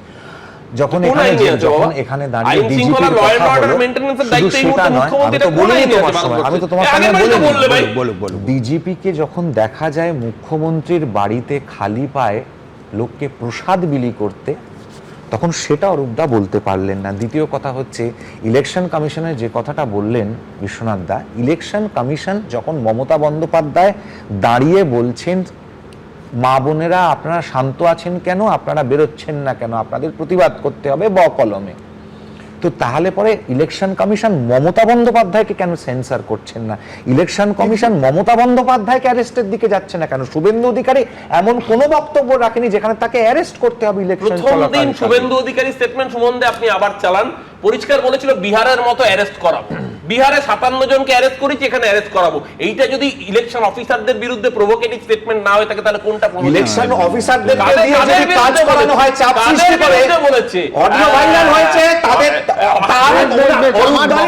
নাগরিক হিসেবে আমরা বিপন্ন বোধ করলে কে আমাদের দায়িত্ব পালন করবে? একদম সরাসরি এই প্রশ্ন করার সময় এসেছে। তার কারণ এই রাজ্যে সিএএ থেকে ওয়াকআউট বহু ক্ষেত্রে আমরা দেখেছি প্রশাসন হয় দাঁড়িয়ে আছে, নয় আসেনি, নিশ্চুপ হয়ে, আর নয়তো দোকানের মধ্যে শাটার ফেলে দিয়েছে। এই প্রশাসনকে আমরা দেখেছি। লুম্পেন রাজ এবং জঙ্গলের রাজত্ব চললে প্রশাসন আমাকে বাঁচাবে, সেই জন্য এই দেশের আমরা নাগরিক। কিন্তু বারবার একটাই প্রশ্ন উঠছে, পরিস্থিতি সেদিন এরকম হলো কি করে? কেন পুলিশ প্রশাসন শুরুতেই কড়া ব্যবস্থা নিল না? High court take care of my children, take care of my children if something happens to me. Judicial অফিসাররা কাজ করছেন, আমরা সবাইকে বলছি তাদের নিয়ে প্রশ্ন তুলবেন না। এসআইআর প্রক্রিয়ায় 60 লক্ষ বিবেচনাধীনের নিষ্পত্তিতে এই জুডিশিয়াল অফিসারদের উপর দায়িত্ব দিয়ে এমনই মন্তব্য করেছিল সুপ্রিম কোর্ট। তাদের কাজ নিয়ে কোনো প্রশ্ন তোলা যাবে না বলেও পরিষ্কার করে দিয়েছিলেন দেশের প্রধান বিচারপতি। কিন্তু বুধবার রাতে মালদার মোথাবাড়িতে যা ঘটল তা জুডিশিয়াল অফিসারদের কাজে প্রশ্ন তোলার থেকেও কয়েকশো গুণ মারাত্মক, ভয়ঙ্কর, গা শিউরে ওঠার মতো। ঠিক কি পরিস্থিতি হয়েছিল সেদিন? কিভাবে জুডিশিয়াল অফিসারদের প্রাণ সংশয়ের মতো পরিস্থিতি তৈরি হয়েছিল? High court take care of my children, take care of my children if something happens to me. People have expired on the way. People have Jawan have expired on the way. There are many people who might have been injured. আমরা এই মুহূর্তে যে ঘটনাস্থল থেকে মূলত এই গোটা ঘটনার উৎপত্তি স্থল সেই কালিয়াচক 2 নম্বর ব্লকে রয়েছি। তুমি দেখতে পাচ্ছ একের পর এক লিস্ট এখানে টাঙানো রয়েছে। মোথাবাড়ি 2 নম্বর বিডিও অফিস। বুধবার এখানে ভয়াবহ অভিজ্ঞতার মুখোমুখি হতে হয়েছিল এসআইআর এর কাজে নিযুক্ত বিচারকদের, যা শুরুটা হয় দুপুর থেকেই। তার আগে অবশ্য প্রতিদিনের মতো বুধবার সকাল 10:30 নাগাদ সেখানে পৌঁছে গেছিলেন 7 জন জুডিশিয়াল অফিসার, তাদের মধ্যে 3 জন মহিলা। সূত্রের খবর, সকাল 11টা নাগাদই বিডিও অফিসের সামনে একটু একটু করে জটলা শুরু হয়। বুধবার দিনকে অন্যান্য দিনের মতন 11টা নাগাদ থেকে এখানে শুনানির কাজ প্রথমে শুরু হয়েছিল এবং বিকেল 4টে নাগাদ তারপর থেকে কিন্তু গ্যাদারিং বা জমায়েত শুরু হয়েছিল, কিন্তু বিকেল 4টে থেকে 5টা নাগাদ এই গ্যাদারিং এর পরিমাণ কিন্তু অনেক বেড়ে গিয়েছিল। শুরুর দিকে প্রথমে বিক্ষোভকারীদের সরিয়ে দিচ্ছিল পুলিশ, কিন্তু তারপরেও বিক্ষোভকারীরা সেখানে ফিরে আসছিল বলে অভিযোগ। সূত্রের খবর, দুপুরে খাবার সময় জুডিশিয়াল অফিসাররা দেখেন পরিস্থিতি মারাত্মক আকার ধারণ করেছে। সেই সময় দলে দলে প্রচুর বিক্ষোভকারী জমা হয়েছে বিডিও অফিসের বাইরে। জুডিশিয়াল অফিসারদের তখন আর কোনো বেরোনোর উপায় ছিল না।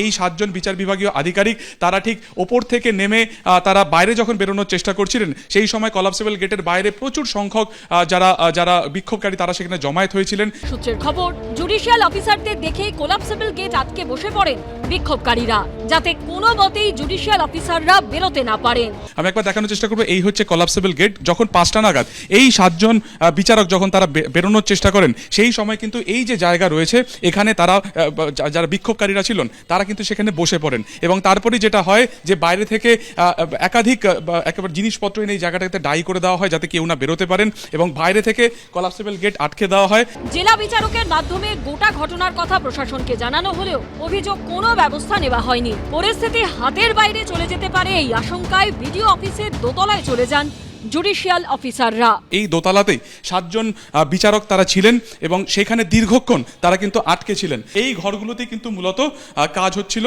এসআইআর প্রক্রিয়ার, অর্থাৎ যেখানে শুনানি পর্ব চলছিল দীর্ঘ 1 মাস ধরে। এখানে একটি এই যে রুমটি রয়েছে, এই রুমের ভেতরেও মূলত এই শুনানি প্রক্রিয়া চলছিল। এই হচ্ছে কনফারেন্স রুম। কনফারেন্স রুমের ভেতরে লেখা রয়েছে জাজ। এরপর সন্ধে হতেই অফিস থেকে বেরোনোর গেটের সামনে সাড় দিয়ে বসে পড়েন মহিলারা। ভোটার তালিকায় নাম ঢোকাতেই হবে বলে আজব দাবি করতে থাকেন তারা। ওদিকে তখন বিডিও অফিসের দোতলার কনফারেন্স রুমে আটকে রয়েছেন 3 জন মহিলা সহ 7 জন জুডিশিয়াল অফিসার। মালদায় যে ঘটনাটা ঘটেছে এটা সত্যি চমকে দেওয়ার মতো। আমাদের সংবিধানে একদম যেটা আছে, একদিকে যেমন 324 ধারা আছে, যে ধারায় বলছে ইলেকশন কমিশন ইলেকশনের জন্য যাবতীয় নির্দেশ দিতে পারবেন, এই সময় কোর্টও বাধা দেবে না। কিন্তু তেমনি ইউনিয়ন লিস্ট, স্টেট লিস্ট এবং কনকারেন্ট লিস্ট আছে। কার কি দায়িত্ব সংবিধানে কিন্তু বলা আছে। সবসময় কিন্তু ল অ্যান্ড অর্ডার কিন্তু স্টেটের দায়িত্ব। স্টেট লিস্ট থেকে কিন্তু এটা উঠে যায়নি। কাজেই আমার রাজ্যের সমস্ত অফিসারদের ট্রান্সফার করেছে বলেই যে পুরো আইন শৃঙ্খলার ব্যাপারটাও চলে গেছে, এটা কিন্তু মোটেই বর্তায় না। ইলেকশন কমিশন নির্দেশ দিতে পারে, কিন্তু দায়িত্বটা রাজ্য সরকারের থেকেই থাকে এবং এটা সম্পূর্ণভাবে অনেক দ্রুত এখানে রিয়াকশন নেওয়া উচিত ছিল। আমরাও জেলা শাসক ছিলাম, এসপিদের সঙ্গে কাজ করেছি। যখনই কোনো লোকাল গোলমালের হতো আমরা আগে ফিল্ড অফিসাররা গিয়ে ছুটে যেতাম এবং ছুটে গিয়ে পার্সোনালি দাঁড়িয়ে বুঝিয়ে হোক, বলপ্রয়োগ করে হোক, তাদের সরিয়ে উদ্ধার করা হতো। আর এ তো রাত্রি থেকে চলছে। প্লাস আমি মিডিয়াতেই দেখছিলাম আগে থেকে অবজারভার যাচ্ছেন, তার সামনে মানুষ পড়ে যাচ্ছে। এইগুলোর জন্য তো ইন্টেলিজেন্সের দরকার হয় না, এর জন্য সাধারণ বুদ্ধির দরকার। পুরো ব্যাপারটা ঘটছে যে law and order, rule of law, যেটা আমাদের ইলেকশন কমিশনে এবং কনস্টিটিউশনে বারবার বলা হয় যে আইন কি বলছে সেইভাবে চলো, এইটা ভাঙার যে প্রবণতা, এটা কিন্তু আমাদের অনেক ক্ষেত্রেই কিন্তু এমন দৃষ্টান্ত দেওয়া হচ্ছে যে সাধারণ মানুষ দেখছে কারো তো কিছু হচ্ছে না। যখন ইডি একটা তল্লাশি করছে তখন গিয়ে যদি ফাইল উদ্ধার করে এনে যদি কারো কিছু না হয়, তাহলে আমার নাম কেন ঢোকেনি, তাহলে বিচারকের সামনে পড়ে গেলে নিশ্চয়ই আমার নামও ঢুকে যাবে এবং আমি যে এই কাণ্ডগুলো করছি তার জন্য কিছু হবে না। সবাইকেই কিন্তু আইনের মধ্যে আনতে হবে, রুল অফ ল এটাই বলছে। এবং আমি নিঃসন্দেহে বলবো local administration, DM, SP, OC, IC, এদেরকে কিন্তু অনেক তৎপর হওয়া উচিত ছিল। যে ভয়াবহ ভিডিও আমরা দেখছি, আর্তস্বরে মহিলা বিচারক বলছেন যে আমার যদি কিছু হয়ে যায় যেন কোর্ট দেখে, এ তো সম্পূর্ণ একটা ল অ্যান্ড অর্ডার ভেঙে পড়ার মতো অবস্থা। এরপর সময় যত এগিয়েছে ততই পরিস্থিতি খারাপ হয়েছে। কার্যত ঘেরাও হয়ে পড়েন জুডিশিয়াল অফিসাররা। সময় যত যায় বিক্ষোভের মাত্রাও তত চড়তে থাকে, আর সেই বাড়তে থাকা বিক্ষোভের মধ্যে ঘন্টার পর ঘন্টা ধরে আটকে থাকেন তারা। শেষে পুলিশ সুপার বাহিনী নিয়ে যান, তারপর জুডিশিয়াল অফিসারদের উদ্ধার করা হয়। এখানেই তারা 11টা থেকে 12টা নাগাদ তারা কার্যত মানে একেবারে বদ্ধ অবস্থাতে ছিলেন, এবং 11টার কিছু পরে জেলার এসপি বিশাল কেন্দ্রীয় বাহিনীর ফোর্স নিয়ে তারা আসেন, এবং এখান থেকে মূলত কর্ডন করে ফের এই সিঁড়ি থেকে তারা নিচের দিকে যান, অর্থাৎ সেখানে যে কলাপসেবল গেট বা যেখানে তোমাকে তালিকা ঝোলানো অবস্থাতে দেখালাম, সেখান থেকে তারা বেরোনোর চেষ্টা করেন এবং তারা বেরিয়েও যান। কিন্তু বেরোনোর পরের পরিস্থিতি ছিল আরো ভয়ঙ্কর। এরপরে বিপত্তি বাধে হচ্ছে ঠিক এই যে ব্লক অফিস রয়েছে, সেই ব্লক অফিস থেকে তারা যখন আমলিতলার দিকে যায়, অর্থাৎ 700 থেকে 800 মিটার যায়, সেই সময় কিন্তু সেখানে বাঁশের ব্যারিকেড দিয়ে তাদের গাড়িটাকে আটকানোর চেষ্টা হয়, এবং সেখানে প্রথমে তাদের গাড়ি আটকানোর চেষ্টা হলে তারা কিন্তু সেখান থেকে ফোর্সফুলি সেখান থেকে গাড়ি নিয়ে তারা বেরিয়ে যান। এরপরে যেটা হয় যে তাদের গাড়িকে উদ্দেশ্য করে, সেই কনভয়ের গাড়ি উদ্দেশ্য করে কিন্তু ইট বৃষ্টি করা হয়। ইতিমধ্যেই সেই ছবি ভাইরাল হয়েছে, তাতে শোনা যাচ্ছে বিচারকদের আর্তনাদ। We are attacked by bricks. High Court, take care of my children. Take care of my children if something happens to me. এভাবেই কার্যত প্রাণ হাতে এলাকা ছাড়েন জুডিশিয়াল অফিসাররা। 1 এপ্রিল 2026 আমাদের জুডিশিয়ারির উপরে একটা জুডিশিয়ারির ক্ষেত্রে একটা অত্যন্ত কলঙ্কময় দিন আমি বলবো। কারণ দেখুন, এই যে যারা এই ঘেরাওটা সংগঠিত করে, শুধু ঘেরাও নয়, দেখুন অতীতেও কিন্তু জুডিশিয়ারির উপরে আক্রমণ যে আসেনি তা নয়, এসেছে। আমাদের পশ্চিমবঙ্গে এসেছে, আমাদের হাইকোর্টের বুকে এসেছে। কিন্তু এই যে ঘটনাটা 1 এপ্রিল হয়ে গেছে 2026, এই গত পরশু দিন, এটা সাংঘাতিক একটা রূপ নিয়েছে। এই যে মানুষগুলো সেইকে সংগঠিত করেছিল, যে এই ঘেরাওটা কর্মসূচিটা তাদের, এরা কিন্তু একদম নিতান্ত একদম মানে গ্রামের লোক, একদম গরিব গুমো লোক। তার মানে এদেরকে কেউ সংগঠিত করেছিল অতি অবশ্যই, এটা বলার অপেক্ষা রাখে না। এবং এই লোকগুলো কি শিখলো, কি বার্তা গেল? এতদিন এরা এসপির অফিস ঘেরাও করেছে, এতদিন বিডিওর অফিস ঘেরাও করেছে। এখন তারা জানতে পারলো যে না, বিচারকদের থেকে যদি আমরা যেটা চাইছি সেটা যদি না পাই, তাহলে বিচারকদেরকেও ঘেরাও করা যায়। শুধু ঘেরাও নয়, তাদের গাড়িতে ইট পাটকেলে মারা যায়, তাদের গাড়ি ভাঙচুর করা যায়, তাদের যে যারা মানে ড্রাইভার আছে বা যাদের কর্মচারী আছে তাদের উপরে আক্রমণ শানানো যায়। তারপর জুডিশিয়ারি থেকে যদি না পেলে তাদের উপরে সরাসরি আঘাত করা যায়। এই যে বার্তাটা, খুব সাংঘাতিক একটা বার্তা 1 এপ্রিল 2026 একটা দেওয়া হলো। দেখুন, এখানে কিন্তু সুপ্রিম কোর্ট একদম খুব ক্লিয়ারলি বলে দিয়েছে, calculated, well planned and deliberate act against the judicial officers to stop them to do the ongoing adjudication. Take care of my children if something happens to me. ঘন্টার পর ঘন্টা BDO অফিসে ঘেরাও, মধ্যরাতে উদ্ধারের পরও বাঁশ ফেলে গাড়ি আটকানোর চেষ্টা, ইট বৃষ্টি, হামলা। Our pilot is no more there. Our pilot car has suffered accident due to these hurdles, due to the hurdles of bamboos and the hurdles and the bricks. We are traveling alone. বুধবার মালদার মোথাবাড়িতে এরকমই ভয়ঙ্কর পরিস্থিতির মুখে পড়েন judicial অফিসাররা। Supreme কোর্টের নির্দেশে এসআইআর এর কাজ করছেন যারা, তাদের ঘিরে এরকম বিক্ষোভ হলো কি করে এতক্ষণ ধরে ঘেরাও হয়ে থাকলেন তারা? এই ঘটনায় প্রশ্ন উঠছে পুলিশের ভূমিকা নিয়ে, প্রশ্ন উঠছে কেন্দ্রীয় বাহিনীর ভূমিকা নিয়ে, প্রশ্ন উঠছে নির্বাচন কমিশনের ভূমিকা নিয়ে। বুধবার বিকেল 5টা থেকে রাত্রির 12টা পর্যন্ত এই কালিয়াচক 2 অফিসেই দীর্ঘক্ষণ আটকে ছিলেন 7 জন বিচার বিভাগীয় আধিকারিক। ঠিক এক্ষেত্রে দাঁড়িয়ে দুটো প্রশ্ন। বিকেল 5টা নাগাদ যখন এখান থেকে আধিকারিকেরা বেরোনোর চেষ্টা করেন, কলাপসেবল গেটের সামনে স্থানীয় যারা বাসিন্দারা ছিলেন তারা সেখানে বিক্ষোভ দেখানো শুরু করেন।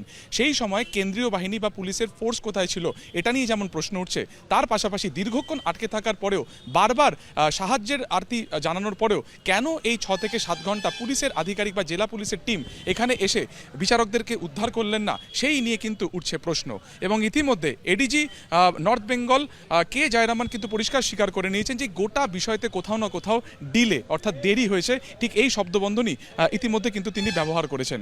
কেন এই ডিলে হলো এই প্রশ্নের উত্তরে পুলিশ আধিকারিকেরা বলছেন যে তারা তদন্ত করে দেখবেন। সার্বিকভাবে পুলিশের দেরি করে আসা, দেরিতে অ্যাকশন নেওয়ার ক্ষেত্রে একটা প্রশ্ন কিন্তু উঠছে। সূত্রের খবর, বুধবার যখন বিডিও অফিসের বাইরে বিক্ষোভের পরিস্থিতি হাতের বাইরে চলে যাচ্ছে, তখন বেলা 12:30 নাগাদ জেলা বিচারকের মাধ্যমে প্রশাসনের কাছে তা জানিয়েছিলেন জুডিশিয়াল অফিসাররা। কিন্তু তারপরও ঘন্টার পর ঘন্টা সেখানে আটকে থাকতে হয় মহিলা সহ বাকি বিচারকদের। কেন প্রশাসনের তরফে আগেই কোনো ব্যবস্থা নেওয়া হলো না? পুলিশ তো ওখানে দিনের বেলায় ছিল, তো দের ওয়াজ প্রটেস্ট যে ছিল সেটা তো পিসফুলি ছিল, তো ওটাতে কোনো অসুবিধা হওয়ার তো কোনো কারণ নেই। তো নর্মালি জজ সাহেবরা তো 5:30-6টা অবধি কাজ করেন, তো সেই জন্য ওই সময় রেস্কিউ করতে পারিনি, এগুলো করে নিই। 6টার পরেই ওদের বাড়ি যাওয়ার কথা, তো সেই সময় ওদেরকে আমরা করতে পারিনি, আমরা ওদেরকে বার করতে পারিনি, বিকজ ওটাতে অনেকগুলো মেয়েরা অনেকগুলো বাচ্চারা ছিল, তো সেই জন্য আমরা ফোর্স ইউজ করতে আমাদের ডিলে হয়েছে।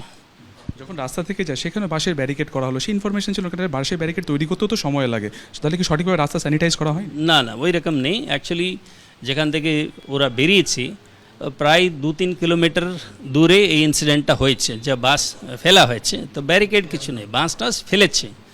তো ওটা তো যে জায়গা থেকে ওদেরকে আমরা বার করে নিয়ে গেছে ওখান থেকে 3 কিলোমিটার দূরে, 2 থেকে 3 কিলোমিটার দূরে, ওই অবধি কোনো কিছু প্রবলেম হবে সেটা আমরা এক্সপেক্ট করিনি। শুধু তাই নয়, সূত্রের খবর, বুধবারের ঘটনার অনেক আগেই এই বিচারকরা আশঙ্কা প্রকাশ করেছিলেন। 10ই মার্চ থেকে মালদায় এসআইআর এর কাজ করছেন 4 মহিলা সহ 8 জন জুডিশিয়াল অফিসার। সূত্রের খবর, 22 তারিখ জেলা বিচারকের মাধ্যমে প্রশাসনের কাছে তাঁরা মৌখিকভাবে জানান পরিস্থিতি ঠিক নয়। ঠিক পরদিন অর্থাৎ 23শে মার্চ 5 বিচারকের সই সহ একটি চিঠিও দেন তাঁরা, যেখানে প্রথম পয়েন্টে নিরাপত্তার বিষয় উল্লেখ করা হয়। সূত্রের খবর, সেই চিঠিতে জুডিশিয়াল অফিসাররা মূলত তুলে ধরার চেষ্টা করেছিলেন যে ভোটার তালিকায় নাম তোলার ক্ষেত্রে অযোগ্য এমন কিছু স্থানীয়দের দ্বারা নিরাপত্তা বিঘ্নিত হওয়ার আশঙ্কা তৈরি হচ্ছে। এই প্রত্যন্ত এলাকায় আমাদের যাতায়াত রীতিমতো ঝুঁকিপূর্ণ। সূত্রের খবর, ওই চিঠিতে তাঁদের কাজের জায়গা মালদা শহরের আশেপাশে সরিয়ে আনার আবেদনও জানান বিচারকরা। প্রশ্ন উঠছে, প্রায় 10 দিন আগে বিচারকরা আশঙ্কার কথা জানালেও প্রশাসন কিছুই করল না। বিডিও অফিস, যেখানে এসআইআর এর মতো গুরুত্বপূর্ণ কাজ করছেন খোদ বিচারকরা, সেখানে কিভাবে এমন ভয়ঙ্কর পরিস্থিতি তৈরি হলো? যে ঘটনাটা হয়েছে সেটা পুলিশ অফিসারদের সিদ্ধান্তহীনতা ছিল। কেন সিদ্ধান্তহীনতা ছিল?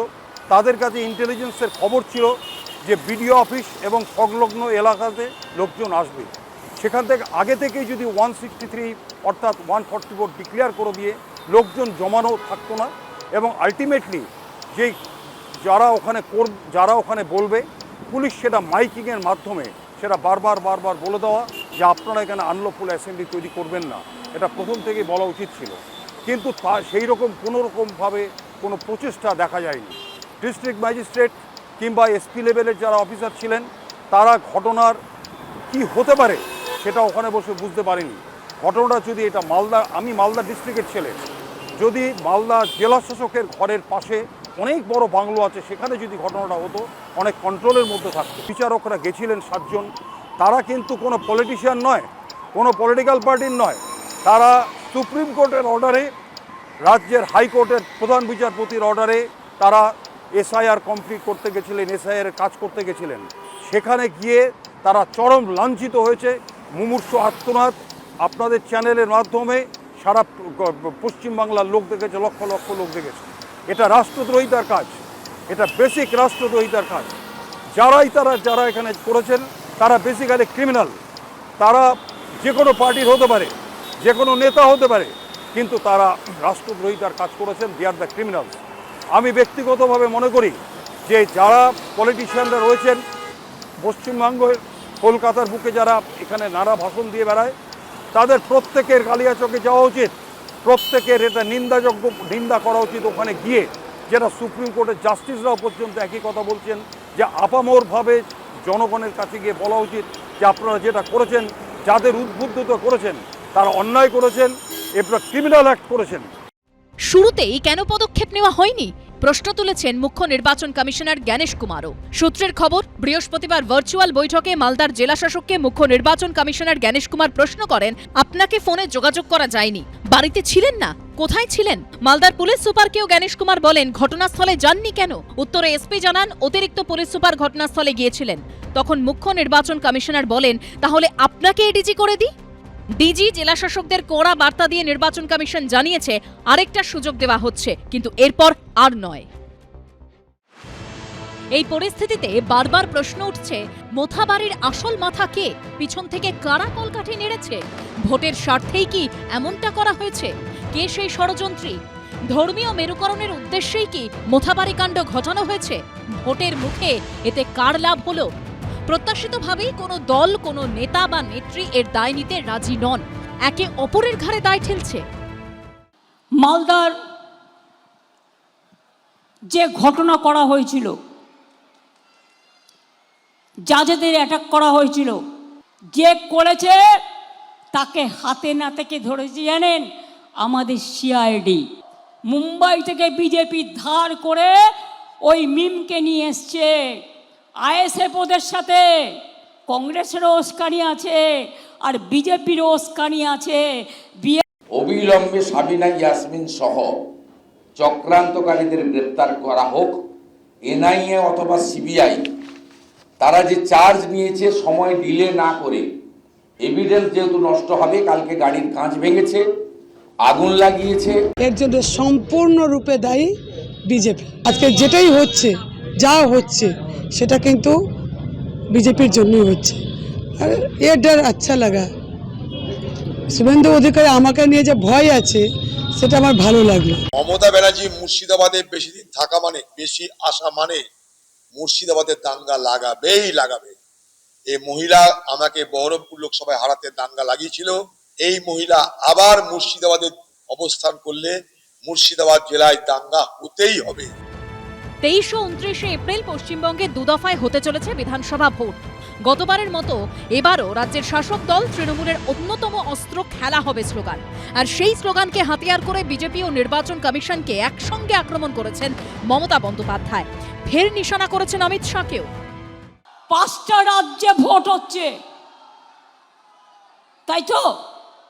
আসাম, তামিলনাড়ু, কেরালা, বেঙ্গল 506 জন অফিসারকে ট্রান্সফার করেছে। তার মধ্যে শুধু বাংলায় 483 জনকে ট্রান্সফার করেছে। বুঝতে পারছেন খেলাটা? এর চক্রান্তের খেলা বুঝে নেব। খেলা হবে দুরন্ত খেলা, দুর্দান্ত খেলা। ও মোটা ভাই, যতই চক্রান্ত করো ভাই, জেনে রেখো তোমার মুখ দেখবে আর ভোট কাটবে, তোমার মুখ দেখবে আর ভোট কাটবে, তোমার মুখ দেখবে আর ভোট কাটবে। 5 রাজ্যের যে ভোট হচ্ছে সেখানে কোথাও এসডিও অফিস পুড়েছে নাকি? কোথাও এরকম এনএইচ কোনো ন্যাশনাল হাইওয়ের ওপরে প্ররোচনামূলক বক্তৃতা দিয়ে জজ সাহেবদের আটকে রাখা হয়েছে? এখানে অনুপ্রেরণাদাত্রী মমতা বন্দ্যোপাধ্যায় এবং তার তৃণমূল কংগ্রেস, তারা এইসব গোলমালগুলো করেছেন, যার জন্য এইসব ঘটনা ঘটছে। একটা রাজ্যে যদি প্রশাসন বলে কোনো কিছু না থাকে, প্রশাসন, আইপ্যাক এবং তৃণমূল কংগ্রেস যখন মিলেমিশে একাকার হয়ে যায়, তখন এইরকমই হয়। বৃহস্পতিবার রাজ্যে এসে তৃণমূলকে উৎখাতের ডাক দেন অমিত শাহ। भवानीपुर वालों, पूरे बंगाल में परिवर्तन करने आपके हाथ में है। एक एक सीट कर जीतेंगे, 170 सीट तक जाएंगे, तब परिवर्तन होगा, ठीक है ना? इस बार ममता जी पूरे बंगाल में भी हारेगी और भवानीपुर में भी हारेगी। ও মোটা ভাই, যতই সন্ত্রাস করো ভাই, যতই কুৎসা করো ভাই, সবার বাড়িতে ইলেকশনের আগে যতই ইডি করো ভাই অনৈতিক, আমার সাথে যারা কাজ করত, বর্ডার আটকাতো, তাদের সময় সব করতে দিতাম না। তাই তোমরা বদলা নিতে গিয়ে বিজেপি জিতবে না সামনাসামনি। রাজ্যে ভোট ঘোষণার পর থেকে কার্যত রাজ্য প্রশাসনের খোলনলচে বদলে দিয়েছে নির্বাচন কমিশন। শুক্রবার সেই প্রসঙ্গ টেনেও আক্রমণ শানান তৃণমূল নেত্রী। বাসে করে লোক নিয়ে আসছে, ট্রেনে করে আর্মস ঢোকাচ্ছে, ডাক ঢোকাচ্ছে, মানি লন্ডারিং করছে, কেন্দ্রীয় সরকারের এজেন্সিকে অপব্যবহার করে মাথায় রাখবেন। টপ থেকে ডাউন সব কটা এইসব করছে। ওরা ভাবে কি আমরা খবর রাখি না? আরে খবর আমাদের কাছেও আছে। কোথায় কোথায় টাকা ব্রিফকেসে করে কোন কেন্দ্রীয় এজেন্সি নিয়ে যাচ্ছে আর কার ঘরে ঢুকছে সব রেখে দিয়েছি যত্ন করে, টাইমলি দিয়ে দেবো। এত তাড়াতাড়ি দিতে নেই, পয়লা বৈশাখ টৈশাখগুলো যা, কিছু তো সঞ্চয় করে রাখতে হয়। বিজেপি কখনো কেন্দ্রীয় সরকারের মানে কোনো সংস্থাকে অপব্যবহার করে না। যদি অপব্যবহার করতো তাহলে তো সব গোটা মন্ত্রিসভাটাই জেলের মধ্যে ঢুকে থাকতো। ওনারা যেমন যেমন অন্যায় করেছেন তেমন তেমনভাবে সাজা পেয়েছেন, তেমনভাবে জেলে গেছেন, আবার তথ্য প্রমাণ লোপাট করার জন্য জেল থেকে ছাড়া পেয়ে গেছেন। এটা তো পরিষ্কারভাবে মানুষ বুঝতে পারছে। এবারের ভোটের সব নজর মুখ্যমন্ত্রীর কেন্দ্রে। নন্দীগ্রামের পাশাপাশি এবার ভবানীপুরেও বিজেপি প্রার্থী হিসেবে লড়ছেন শুভেন্দু অধিকারী। বৃহস্পতিবার অমিত শাহর উপস্থিতিতে নমিনেশন জমা দেন। बंगाल चुनाव में 15 दिन तक मैं बंगाल में ही रहने वाला हूं। সবাইকে ভয় দেখানোর জন্য বলছে হাম 25 দিন বাংলা মে রহেগা। আমি বলছি তুমি 25 দিন কেন, তুমি 365 দিন থাকো, তাতেও কিছু যায় আসে না। তোমার মুখের মধ্যে অত্যাচারের চিহ্ন, স্বৈরাচারের চিহ্ন, দাঙ্গার চিহ্ন, এটা মাথায় রেখো। তৃণমূলী চোর, আমরা সাধু। যদি হিম্মত থাকে, ক্ষমতা থাকে, তাহলে প্রমাণ আনুন যে আমরা অসাধু কোন জায়গায়। শুধু ভাষণ না দিয়ে আর ওইরকম পাগলের মতন প্রলাপ লম্বা লম্বা না বলে সেটা সরাসরি আদালতে নিয়ে যান, তারপরে দেখা যাবে কে সত্য কে মিথ্যা।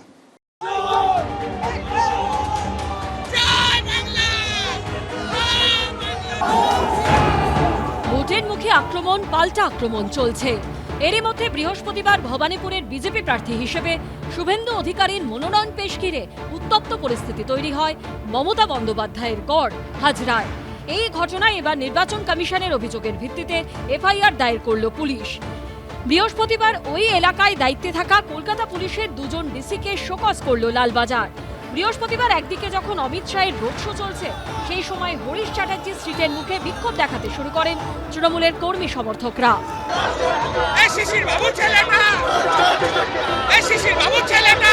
সার্ভে বিল্ডিং এর কাছেও বিবাদে জড়ান তৃণমূল ও বিজেপি কর্মী সমর্থকরা। নিষেধাজ্ঞা সত্ত্বেও তারস্বরে মাইক বাজানো হয়। এই যে মাইক বাজছে, এটা ঘিরেই কিন্তু যাবতীয় বিপত্তি। বিজেপি দালালের রেট কি? বিজেপি দালালের রেট কি? নির্বাচন কমিশনের দাবি, ওই এলাকায় শুধুমাত্র বিজেপির মিছিলের অনুমতি ছিল।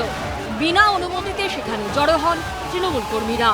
পুলিশের বাধা সত্ত্বেও সার্ভে বিল্ডিং এর বাইরে তৃণমূলের তরফে মাইক বাজানো হয়। এই ঘটনায় অজ্ঞাত পরিচয় তৃণমূল কর্মীদের বিরুদ্ধে কালীঘাট থানায় একটি ও আলিপুর থানায় 2টি এফআইআর দায়ের করা হয়েছে। এর মধ্যে একটি নির্বাচন কমিশনের অভিযোগের ভিত্তিতে ও দুটি পুলিশের শতপ্রণোদিত মামলা। তৃণমূল কংগ্রেসের বিরুদ্ধে যে অভিযোগটা তোলা হচ্ছে এটা একেবারে উদ্দেশ্য প্রণোদিত। তার কারণ আসল প্ররোচনা সেটা দিয়ে চলেছে বিজেপি নির্বাচন কমিশনের মাধ্যমে। একের পর এক বৈধ ভোটারের নাম বাদ দেওয়া হচ্ছে, একের পর এক মানুষকে হয়রান করা হয়েছে, লক্ষ লক্ষ কোটি কোটি মানুষকে হয়রান করা হয়েছে, বাদ দেওয়া হয়েছে, মানুষ ফুঁসছেন। তৃণমূল তো দায়িত্ব নিয়ে গোটাটা শান্ত রাখছে। বিজেপি নেতারা বক্তৃতায় প্ররোচনা দিচ্ছেন, নাম বাদে প্ররোচনা দিচ্ছেন, নানা রকম সমস্ত কেন্দ্রীয় এজেন্সি ক্ষমতার অপব্যবহার করে প্ররোচনা দিচ্ছেন। তো যদি দমন পীড়ন হয়, অন্যায়ভাবে বৈধ ভোটারদের বাদ দেওয়া হয় এবং অন্য রাজ্যের কপি পেস্ট করে ভোটার লিস্ট থেকে অন্য ভোটার ঢোকানোর চেষ্টা হয়, তাহলে তো প্রতিবাদ হবে না। প্রতিবাদটাকে গোলমাল কারা বলছে? আরে বাংলায় স্বাধীনতা সংগ্রামটাও ভারতবর্ষের সব জায়গায় হয়েছে, বাংলায় সব থেকে বেশি হয়েছে। যদি বলেন সতীদাহ প্রথা রোধ, সারা ভারতবর্ষে সতীদাহ প্রথা ছিল, কিন্তু সতীদাহ প্রথা রোধের আন্দোলনটা রামমোহন রায়ের নেতৃত্বে বাংলায় হয়েছে। বাংলা প্রতিবাদে পথ দেখায়, তাই বিজেপি অন্য রাজ্য কারচুপি করে দখল করলেও বাংলাকে করতে পারেনি। বাংলা প্রতিবাদ করছে, সেইটাকে ওরা গোলমাল বলছে। নির্বাচন কমিশনের সামনে বিজেপির লোকগুলো ভাঙচুর করলো, এই করলো ওই করলো, আমাদের কাউন্সিলরদের বিরুদ্ধে কেস করে দিল নির্বাচন কমিশন। ডিমার্কেশন লাইনটা দেখবেন, নির্বাচন কমিশন বিজেপির দালাল, কিন্তু আমাদের যারা গেছিল তারা বঞ্চিত এবং বাদ পড়া ভোটারদের প্রতিবাদী কণ্ঠ হয়ে তারা গেছিল, দুটো এক নয়। ফলে তৃণমূলের বিরুদ্ধে যেগুলো বলা হচ্ছে, বিজেপি প্ররোচনা দিচ্ছে, বিজেপি বি টিম সি টিমকে দিয়ে গন্ডগোল করাচ্ছে, কারণ ওদের সিন দরকার যাতে কেন্দ্রীয় শক্তিগুলোর অপপ্রয়োগ এখানে করতে পারে। তৃণমূল শুধুমাত্র মানুষের অধিকার রক্ষার আন্দোলন করছে, ওরা অধিকার কাটছে, আমরা তার প্রতিবাদ করছি। এই প্রতিবাদটাকে ওরা গোলমাল বলে চালাবার চেষ্টা করছে। এদিকে মুখ্য নির্বাচনী আধিকারিকের দপ্তরের বাইরে বিক্ষোভের ঘটনায় এফআইআর দায়েরের পর এবার দুই তৃণমূল কাউন্সিলরকে নোটিশ পাঠালো কলকাতা পুলিশ। নিয়ম ভেঙে ফর্ম 6 জমা দেবার অভিযোগ ঘিরে মঙ্গলবার থেকে দফায় দফায় বিক্ষোভ অশান্তি হয় সিও দপ্তরের বাইরে। গন্ডগোলের জেরে মঙ্গলবার রাতেই ওই এলাকায় 163 ধারা জারি করে দেয় পুলিশ। তখনও সিও দপ্তরের বাইরে তৃণমূলপন্থী সংগঠনের অবস্থান চলছিল। তাদের সরাতে গেলে পুলিশের সঙ্গে বচসা বেঁধে যায়। কেন কি স্যার বলুন আপনারা, আমরা কোনো হাঙ্গামা করেছি? গতকাল থেকে আপনারা নিজেরাই জানেন যে ইনলিগাল ভাবে 6 নম্বর ফর্ম জমা করেছে এখানে। এরপর নজিরবিহীনভাবে সিও দপ্তরের তরফে এক্স স্যান্ডেলে বিক্ষোভের ভিডিও পোস্ট করে লেখা হয়, বেলেঘাটার কাউন্সিলর কিছু দুষ্কৃতীকে নিয়ে মধ্যরাতে সিও অফিস ঘেরাও করে এবং স্লোগান দেয়, এরকম সমাজবিরোধী কাজ বরদাস্ত করা হবে না এবং আইনি ব্যবস্থা নেওয়া হবে। কিন্তু পাল্টা হুঁশিয়ারি দেন তৃণমূল কাউন্সিলর সচিন সিং। আমরা ওইখানে পাহারাদারি করছিলাম যেন অন্যায়ভাবে ভোটারদের নাম না অ্যাড করা হোক না কাটা হোক। তার জন্য ইলেকশন কমিশন কি টুইট করছে কি বলছে তাতে আমার কিচ্ছু আসে যায় না। মানুষের স্বার্থের জন্য আমরা সবসময় দাঁড়িয়েছিলাম, সবসময় দাঁড়িয়ে থাকবো। এরপর বৃহস্পতিবার বিক্ষোভের ঘটনায় জামিন অযোগ্য ধারায় এফআইআর করা হয়, যেখানে নাম রয়েছে কলকাতা পুরসভার 36 নম্বর ওয়ার্ডের তৃণমূল কাউন্সিলর সচিন সিং, 32 নম্বর ওয়ার্ডের তৃণমূল কাউন্সিলর শান্তিরঞ্জন কুন্ডু সহ 6 জনের। দুজনকেই নোটিশ পাঠিয়েছে লালবাজার। ইলেকশন কমিশন বিজেপির কথা শুনে আমাদের নামে এফআইআর করেছে, সেটা আমি মনে করি এটা সংবিধানের একদম উল্টো দিক দিয়ে চলছে ইলেকশন কমিশন। এটা আমি মেনে নিতে পারছি না। তার কারণটা হচ্ছে ওইখানে বিজেপি গন্ডগোল করছিল, বিজেপির কর্মীরা নেতারা বলছিল কি অপারেশন সিন্দুর করে আমাদেরকে গুলি করে মেরে দেবে, কিন্তু ওদের নামে একটাও এফআইআর হয়নি, একটাও কমপ্লেন হয়নি। উল্টে আমাদের যে আমরা শান্তিভাবে প্রতিবাদ করছিলাম মানুষের জন্য আমাদের নামে এফআইআর হয়েছে। 3 দিনের মধ্যে হেয়ার স্ট্রিট থানায় হাজিরা দিতে নির্দেশ দেওয়া হয়েছে দুই তৃণমূল কাউন্সিলরকে। ওনার গাড়ির সামনে আমরা কেউ যাইনি, ওনার গাড়ি অনেক দূর উনি দেখতে পেরেছিল জানি না। সুতরাং লজ্জাজনক ব্যাপার, বিজেপির পুরো এজেন্ট হিসেবে কাজ করছে, মানে অঘোষিত বিজেপির একটা মানে আরেকটা টিম, যেটা বারবার বলছি প্রমাণ হয়ে গেল। এটা লজ্জাজনক। যাবেন পুলিশের কাছে যাবেন আপনি? সেটা দলের সাথে কথা বলে দেখছি। তো আগামী দিনে ভারতবর্ষে মানে এই ধরনের একটা নিরপেক্ষ সংস্থা যদি কোনো পার্টির দ্বারা পরিচালিত হয়, আগামী দিন সাধারণ মানুষ বিপদে পড়বে। গোটা ঘটনায় রাজনৈতিক বিতর্ক তুঙ্গে উঠেছে। সমস্ত জায়গা থেকেই তৃণমূল বেরোচ্ছে, মানেটা কি? সেই সমস্ত সেই উড়াইয়া দেখো ছাই, পাইলেও পাইবে তৃণমূলের উৎস মানে গুন্ডামির উৎস, সমস্ত সন্ত্রাসের উৎস, আক্রমণের উৎস। তো এগুলো একেবারে পরিকল্পিতভাবে সমস্ত তৃণমূল নেতা মন্ত্রী এবং তার উপরে সুপ্রিমো মাননীয় মুখ্যমন্ত্রীর নির্দেশেই এবং পরিকল্পনায় হয়েছে। এটা 100%। তার কারণ গত কদিনের ওনার যে মুখনিসৃত বাণী সেগুলো যদি দেখেন তাহলে এটা একেবারে পরিষ্কার হয়ে যাবে, একেবারে জলের মতো পরিষ্কার। যে দেখুন, এসআইআর নিয়ে প্রথমেই কীরকম বলেছিলেন যে নেই করনে দেঙ্গা, এসআইআর হবে না, আমার জীবন থাকতে হবে না। তারপর উনি নিজেই সমস্ত কিছুতে অংশগ্রহণ করলেন। আর বর্তমান যে পরিস্থিতিতে সেখানে পরিষ্কারভাবে এই যখন সুপ্রিম কোর্টে গেলেন তারপরেও দেখুন না পরপর বলে যাচ্ছেন যে দুর্দান্ত খেলা হবে, এই কথা পর্যন্ত গতকাল বলেছেন। আর এই সেই দুর্দান্ত খেলা, ওই দুর্দান্ত খেলারই অংশ হচ্ছে সমস্ত কর্মীদের মধ্যে সাহসের সৃষ্টি করা। দেশের স্বরাষ্ট্রমন্ত্রী অমিত শাহ যে শোভাযাত্রায় আছে তার উপরও ঢিল ছুড়বে, আর সেখানেও কালো পতাকা দেখাবে, আর জয় বাংলা বলবে, চোর চোর বলবে। এটা একেবারে নিশ্চিতভাবে পরিকল্পনা সহকারে করা হয়েছে। আবার তাদেরই স্পোক্সপারসন কুণাল ঘোষ বলছেন যে এখন তো কমিশনের পুলিশ আবার কি, মানে দিদি সমস্ত পুলিশকেই একেবারে তৃণমূলায়ন করে নিয়েছেন।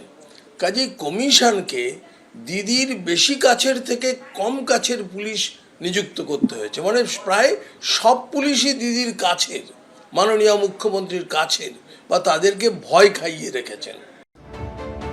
এরই মধ্যে ভোটের আগেই রাজ্য জুড়ে বেআইনি জমায়েতের উপর নিষেধাজ্ঞা জারি করল নির্বাচন কমিশনের সূত্রের খবর। নির্বাচন কমিশনের তরফে বলা হয়েছে তাদের অনুমতি ছাড়া কোনো মিছিল, সভা বা জমায়েত করা যাবে না। এই নির্দেশ অমান্য করলে সঙ্গে সঙ্গে গ্রেপ্তার করা হবে। এমনকি রাজ্যের মুখ্য নির্বাচনী আধিকারিকের দপ্তরে যাওয়ার ক্ষেত্রেও আগে থেকে অনুমতি নেওয়া বাধ্যতামূলক করা হয়েছে। দপ্তরের কাছে তৃণমূলপন্থী সংগঠন বিএলও অধিকার রক্ষা কমিটির ধর্ণা নিয়েও সতর্কবার্তা দিয়েছে নির্বাচন কমিশন সূত্রের খবর। মুখ্য নির্বাচনী আধিকারিকের দপ্তরের কাছে মঞ্চ বেঁধে আবার যদি বিক্ষোভ দেখানোর চেষ্টা হয় তাহলে আন্দোলনকারী বিএলওদের দ্রুত সাসপেনশনের চিঠি ধরানো হবে। একদিকে মালদা কাণ্ড নিয়ে রাজ্য রাজনীতি উত্তাল, অন্যদিকে সমুদ্র তলিয়ে রাহুল বন্দ্যোপাধ্যায়ের মৃত্যু নিয়ে একাধিক জায়গায় এখনো ধোঁয়াশা রয়েই গেছে। রবিবার থেকে শুক্রবার পাঁচটা দিন হয়ে গেল, বহু প্রশ্নের এখনো উত্তর মেলেনি। কিভাবে এই ঘটনা ঘটল? কেন রাহুলকে বাঁচানো গেল না? 20 মিনিট দূরের হাসপাতালে নিয়ে যেতে 1 ঘন্টা লাগলো কেন? এত পরস্পর বিরোধী মন্তব্য কেন? এই প্রশ্নগুলো ঘিরেই রহস্য ঘনীভূত হয়েছে। ক্ষোভ উগরে দিয়ে বিচারের দাবিতে সরব হয়েছেন টালিগঞ্জের একাধিক শিল্পী। এই আবহে জাস্টিস ফর রাহুল দাবি তুলে পথেও নামছেন অভিনেতা অভিনেত্রী থেকে কলাকুশলীরা। অভিনেতার মৃত্যুর পূর্ণাঙ্গ তদন্তের দাবি জানিয়ে শনিবার বিকেলে টেকনিশিয়ান স্টুডিও থেকে মিছিলের ডাক দেওয়া হয়েছে। জাস্টিস ফর রাহুলের এই ডাকে সামিল হয়েছেন অপর্ণা সেন, অঞ্জন দত্তর মতো প্রবীণ শিল্পী থেকে শুরু করে পরমব্রত চট্টোপাধ্যায়, যিশু সেনগুপ্ত, সৃজিত মুখোপাধ্যায়, অরিন্দম শীল, কৌশিক গঙ্গোপাধ্যায়, রাজ চক্রবর্তী, অভিনেতা রুদ্রনীল ঘোষরা। কেন হলো, কার দায়িত্বে এটা হলো, কার এর দায় কার? তদন্ত হচ্ছে শুনছি, তদন্ত তো চাই, তদন্ত চাওয়াটা তো একটা আমার স্বাভাবিক, সব ব্যাপারেই তদন্ত আমরা চাই, তার তো একটা স্বাভাবিক প্রবৃত্তি। নিশ্চয়ই হাঁটবো। রাহুলের জন্য মানে সব কিছুই করতে পারি। রাহুল খুব ঘনিষ্ঠ বন্ধু, আর যারাই রাহুলের বন্ধু, রাহুলের হাজার হাজার বন্ধু, আর যারাই রাহুলের বন্ধু তারা সবাই থাকবে, আমার ধারণা। মিছিলটা ডাকা হয়েছে সেটা কিন্তু স্বতঃস্ফূর্ত, এবং সেখানে সবাই, ফেডারেশনের লোক, আর্টিস্ট ফোরামের সভা মেম্বাররা সবাই একসাথে ঝাঁপিয়ে পড়েছে। টালিগঞ্জে artist forum, directors guild, federation of cine technician and workers of eastern ইন্ডিয়ার মতো গুচ্ছ সংগঠন রয়েছে, যার অধিকাংশের রাজ তৃণমূলের দাপুটে মন্ত্রী অরূপ বিশ্বাসের ভাই স্বরূপের হাতে বলে অভিযোগ। রাহুলের মৃত্যুর পর প্রোডাকশন হাউসের পাশাপাশি এই সংগঠনগুলোর দিকে সরাসরি আঙুল তোলেন অভিনেতা অভিনেত্রীদের একাংশ। ফেডারেশন চালায় তো একটা সিন্ডিকেট, সেই সিন্ডিকেটদের দেখা, সিন্ডিকেটরা আপনারা তো সবসময় নিজেদের স্বার্থে জিনিস করেন, এবার সকলের স্বার্থটা একটু দেখবেন। উপর ফেডারেশনের হাতটা এত ভয়ঙ্কর, একেবারে 10 মাথাওয়ালা রাবণের মতো, ওদের হাত একেবারে প্রচণ্ড। এই হাতটা মাথায় আছে বলেই ওরা এই এতটা স্পর্ধা পাচ্ছে। ফেডারেশন তো আরও বেশি তৎপর হবে এই ধরনের শুটিং করতে গিয়ে, যদি দেখা যায় যথেষ্ট নিরাপত্তার ব্যবস্থা না করে এই ধরনের শুটিং করা হচ্ছে, তারা হস্তক্ষেপ করবেন। গিল্ডের ক্ষেত্রেও একই আশা করব। এই আবহে জাস্টিস ফর রাহুলের এই ডাকে সামিল হয়েছেন ফেডারেশন অফ সিনে technicians and workers of eastern ইন্ডিয়ার সভাপতি স্বরূপ বিশ্বাসও। পারমিশন আছে কিনা, পুলিশের পারমিশন আছে কিনা, কিচ্ছু জানানো হয় না। এটি সম্পূর্ণ প্রযোজক সংস্থাকে দায়িত্ব নিতে হবে। আমরা সত্যি খুব সন্দিহান যে আদৌ ড্রোন শট ছিল কিনা, কিন্তু আমি যতটুকু জানি বা আমি আমার যেভাবে লোকাল ম্যানেজার্স বা যাদের সঙ্গে কথা বলে জানতে পেরেছি যে ওইভাবে ড্রোন কিন্তু লোকালি ভাড়া করা যায় না, বা ড্রোন যারা অপারেটর আছেন তাদের কিন্তু ওই লোকালে ওরকম অত্যাধুনিক ড্রোন অপারেটর পাওয়া যায় না। তাহলে কি করে সম্ভব হলো? তাহলে কে ড্রোন নিয়ে গেল? যদি ড্রোন শট নাই থাকতো তাহলে কে ড্রোন নিয়ে গেল? কিভাবে ড্রোন শটটা হলো? জাস্টিস ফর রাহুলের ডাকে সামিল হয়েছেন শ্রীজাত বন্দ্যোপাধ্যায়, সঙ্গীত পরিচালক ইন্দ্রদীপ দাশগুপ্ত, কৌশিক সেন, সৌরভ পালুধি, বাদশা মৈত্র, অনিন্দ চট্টোপাধ্যায়, শুভশ্রী গঙ্গোপাধ্যায়, কাঞ্চন মল্লিক, সোহিনী সরকার সহ অনেকে। কিছুই বলিনি, আমি বললাম তুই যেরকম হয় এই সময়টা আমি বললাম তুই ভালো থাকিস, শান্ত থাকিস, এইটুকু বলে এলাম। আর কি বলতে পারি বলে, এরকম একটা ঘটনা যে ঘটলো, তারপরে আর কি বলতে পারে একটা মানুষ? কথাই তো বলতে খারাপ লাগছে। গত রবিবার বিকেলে ওড়িশার তালসারিতে সিরিয়ালে শুটিং করতে গিয়ে সমুদ্রে ডুবে মৃত্যু হয় 43 বছরের রাহুল বন্দ্যোপাধ্যায়। পুলিশ এই ঘটনায় অস্বাভাবিক মৃত্যুর মামলা রুজু করে তদন্ত করছে। অল ইন্ডিয়ান সিনে ওয়ার্কার্স অ্যাসোসিয়েশনের তরফে দাবি জানানো হয়েছিল ভোলে বাবা পারকারেগার প্রযোজক, প্রোডাকশন হাউস এবং চ্যানেলের বিরুদ্ধে খুনের ধারায় এফআইআর করা হোক। বৃহস্পতিবার প্রসেনজিৎ চট্টোপাধ্যায়ের বাড়িতে রাত অবধি আর্টিস্ট ফোরামের বৈঠক হয়, যেখানে উপস্থিত ছিলেন রাহুল বন্দ্যোপাধ্যায়ের স্ত্রী প্রিয়াঙ্কা, ছিলেন অভিনেতা দেব পরমব্রত চট্টোপাধ্যায় থেকে প্রযোজক নিসপাল সিং রানে। আমি একটা কথাই বলতে পারি যে প্রিয়াঙ্কার পাশে আমরা আছি, সহজের পাশে আমরা আছি, এবং যাতে স্পিডি ইনভেস্টিগেশন হোক সেটা আমাদের একটা চেষ্টা আছে। এবং আমরা প্রোডাকশন হাউসকে যথারীতি শোকজও দিয়েছিলাম, তারা তার উত্তর দিয়েছেন। যেটা লিগেল, যেটা আমাদের লিগেল বলবেন, লিগালিটি যা যা আছে আমরা সবটা ফলো করবো, যা যা লিগেল আছে স্টেপস আমরা নেব। আমি পিওরলি প্রিয়াঙ্কার সঙ্গে দেখা করতে এসেছিলাম। গোটা ঘটনাটার পর থেকে আমার প্রিয়াঙ্কার সঙ্গে দেখা হয়নি। যেদিনকে আমি রাহুলের বাড়িতে গেছিলাম সেদিনকে এত ভিড় ছিল, আমি শুধুমাত্র রাহুলের পাশে দাঁড়াতে পেরেছিলাম, ওই গাড়িটির পাশে। প্রিয়াঙ্কার সঙ্গে দেখা হয়নি। আমি ব্যক্তিগতভাবে শুধুমাত্র প্রিয়াঙ্কার সঙ্গে দেখা করতে এসেছিলাম। আর্টিস্ট ফোরামের তরফে ইতিমধ্যেই প্রযোজনা সংস্থাকে চিঠি দেওয়া হয়েছে, যেখানে সরাসরি প্রশ্ন তোলা হয়েছে এই মৃত্যুকে ঘিরে যে সমস্ত ঘটনা প্রকাশ্যে আসছে এবং প্রযোজক সংস্থার সঙ্গে যুক্ত বিভিন্ন মানুষ বিভিন্ন স্ববিরোধী মন্তব্য করছেন, তাতে খুবই দ্বিধাগ্রস্ত হয়ে পড়েছে সবাই। এত রকম স্ববিরোধী মন্তব্যের মাঝে হারিয়ে যাচ্ছে আসল প্রশ্নগুলো। কেন রাহুলকে এই দুর্ঘটনায় পড়তে হলো? তাহলে কি বিপদে পড়া কোনো শিল্পী বা কলাকুশলীকে বাঁচানোর জন্য কোনো ব্যবস্থা প্রযোজকদের তরফে আগে থেকে করা হয়নি? এই বিপজ্জনক জায়গাতে শুটিং করা হলোই বা কেন? রাহুলকে আমাদের হারাতে হলো কেন? আমি দুটো প্রধান অসঙ্গতি, পরস্পর বিরোধিতা এবং মিথ্যে দাবি নিয়ে শুরু করব। প্রথমত, যখন এই মর্মান্তিক দুর্ঘটনা ঘটল তখন কি শুটিং হচ্ছিল নাকি প্যাক আপ হয়ে গেছিল? গতকালই জোর গলায় প্রোডাকশন ম্যানেজার জনৈক শেখর চক্রবর্তী অন ক্যামেরা আমাদের বললেন প্যাক আপ হয়ে গেছিল। তাহলে পুলিশ আজ এই দুর্ঘটনার একটা অংশ শুটিংয়ের ক্যামেরায় ধরা পড়েছে দেখে সেটাকে বাজেয়াপ্ত করলো কি করে? প্যাক আপ হয়ে গেলে তো প্রোডাকশন ইউনিটের ক্যামেরা চলারই কথা নয়। দ্বিতীয়ত, সব থেকে বড় প্রশ্ন, গতকাল থেকে শুটিং ইউনিটের সঙ্গে জড়িত প্রায় প্রত্যেকে এক সুরে বলে যাচ্ছিলেন যে জলে পড়ে যাওয়া মাত্র সঙ্গে সঙ্গে, একজন তো বললেন আজকে সকালেও লাইভে দেখছিলাম 30 সেকেন্ডের মধ্যে রাহুলকে জল থেকে নাকি তোলা হয়। অথচ আজ ময়নাতদন্তের প্রাথমিক রিপোর্টে বলা হয়েছে তার ফুসফুস, পাকস্থলী, খাদ্যনালী ও যকৃৎ সমুদ্রের জল এবং বালিতে ভরে আছে। অর্থাৎ দীর্ঘক্ষণ জলে না থাকলে, দীর্ঘক্ষণ হাবুডুবু না খেলে, সমুদ্রের জলে দীর্ঘক্ষণ টেকনিক্যাল ভাষায় বডি রোল না হলে এই মর্মান্তিক ঘটনা ঘটতই না। হঠাৎ করে সুনামি হচ্ছে তাও নয়, বা ট্রেন অ্যাক্সিডেন্ট হচ্ছে তা নয়। আমি যখন এরকম একটা লোকেশনে শ্যুট করব, আমরা সবাই জানি তালসারিতে চোরাবালি আছে, চোরা স্রোত আছে। যারা বেড়াতে যাই, শুটিং করেছি, সবাই জানি আমরা। এবং একজন অ্যাক্টর এখানে আসার আগে স্টুডিও শ্মশানে বুমবাদা ছিলেন, ওনার সাথে কথা হচ্ছিল যে এটা সবাই মানি, অ্যাক্টর যখন অ্যাকশন বলে ডিরেক্টর, একটা অন্য সেলফ কাজ করে, আমার একটা পারিপার্শ্বিক করে ডিটাচমেন্ট তৈরি হয়। চট করে কিছু বললে শুনতে পাবো না আমি। প্লাস উল্টো দিকে হাওয়া দিচ্ছিল, ও শুনতে পায়নি। কিন্তু যেখানে এই বিপদের সম্ভাবনা আছে লোকেশনে, প্রথম কথা লোকেশন বাছার আগে আমাকে সেই ব্যাপারে একদম 100% নিশ্চিত হতে হবে।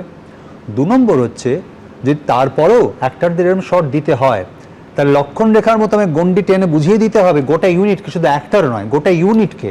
মানে আমি যদি একটা শট দিই, যদি সেটা ক্লোজ আপ শট হয়, একজন রিফ্লেক্টর ধরে আমার পাশে দাঁড়িয়ে থাকবে, একজন যে আমার মেকআপ টাচ আপ করছে তাকেও ওখানে যেতে হচ্ছে, তাহলে একদম পুরো গন্ডি দেওয়া উচিত যে এইটা আমার লক্ষণ রেখা, এটা আমি ক্রস করব না, হলে বিপদ আছে। এই জাতীয় লোকেশনে শুটিং করলে যদি এই রকম প্রিকশন না নেওয়া থাকে, তাহলে ঘটনা আজকে রাহুলের সাথে ঘটছে, কালকে আরেকজনের সঙ্গে ঘটবে। আমার মনে হয় যে দেখুন, এটা শুধু দুর্ভাগ্য বলে আমরা কি বলবো, দুর্ভাগ্য তো বটেই, কিন্তু একই সঙ্গে ঘটনা যাতে আবার না ঘটে, এই এসওপির কথা একটু আগে আমরা আলোচনা করছিলাম যে কিন্তু বাচ্চা একটা জিনিস বলো, এই তুমি যেটা বললে এই এসওপি বা কোথায় সে যাবে সেই মার্ক করা, সেটা তখনই ঘটবে যদি উড়িষ্যা পুলিশ যা বলছে সেটা মিথ্যে হয়। মানে আমি বলছি, যদি আমি পারমিশনই না নিই, উড়িষ্যা পুলিশের কথা সত্যি ধরলে কোনো রকম পারমিশন নেওয়া হয়নি, তাহলে তো আমায় কেউ জায়গা নির্দিষ্ট করে দেবে না এবং আমার কার্যত আমি যেখানে খুশি শুটিং শুরু করে দিয়েছি। একদমই তাই। যদি আমি উড়িষ্যা পুলিশের কথা ঠিক ধরি, একদমই তাই। এটা অনেকেই জিজ্ঞেস করছেন, আমি এটা ঠিকই, যদি অ্যাডমিনিস্ট্রেশনের কাছে ইনফরমেশন থাকে তাহলে তার দায় থাকে বলে সে বাধ্য হয়ে কিছু এসওপি সেখানে একটা তৈরি করে দেয় যে কি করবেন না।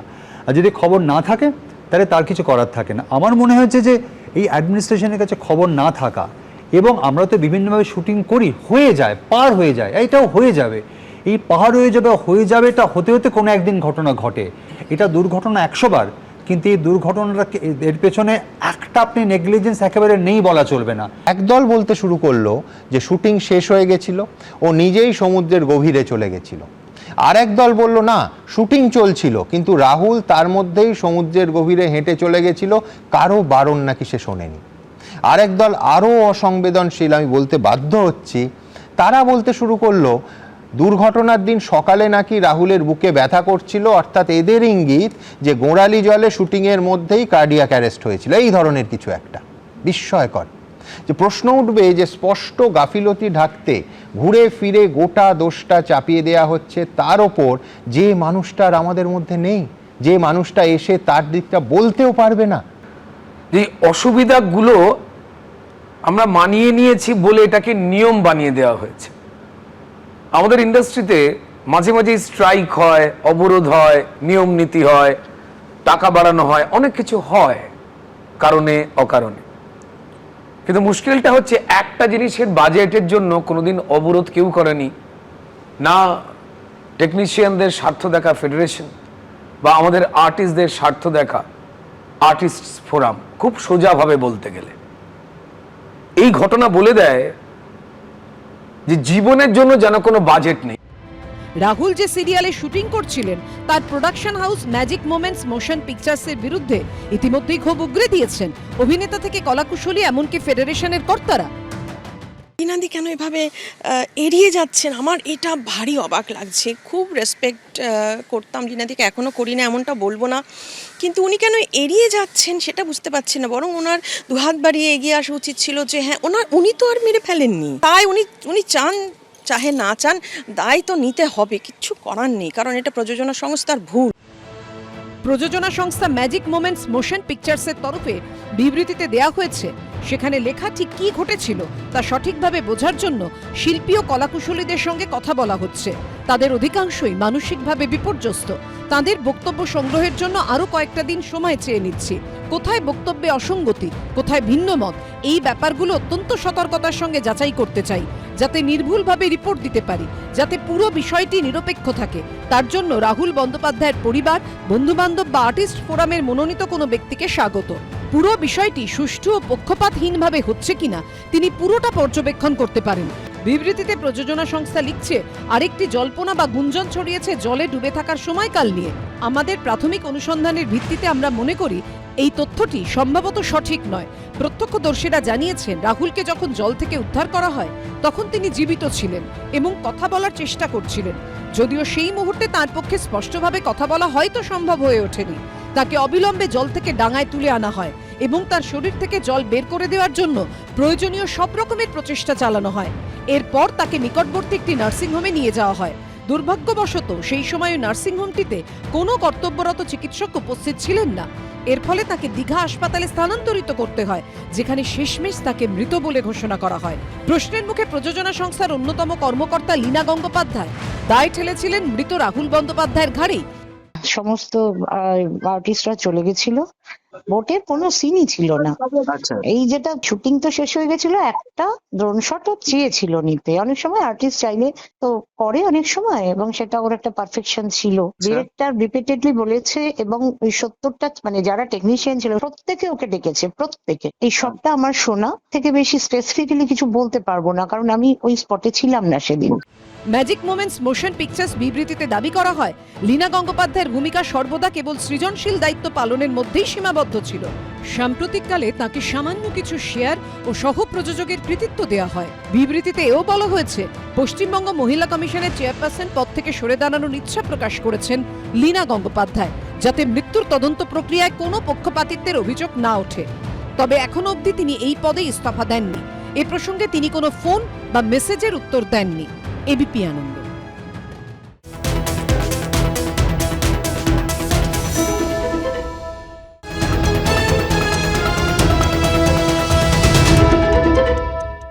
এবিপি আনন্দ, এগিয়ে থাকে, এগিয়ে রাখে।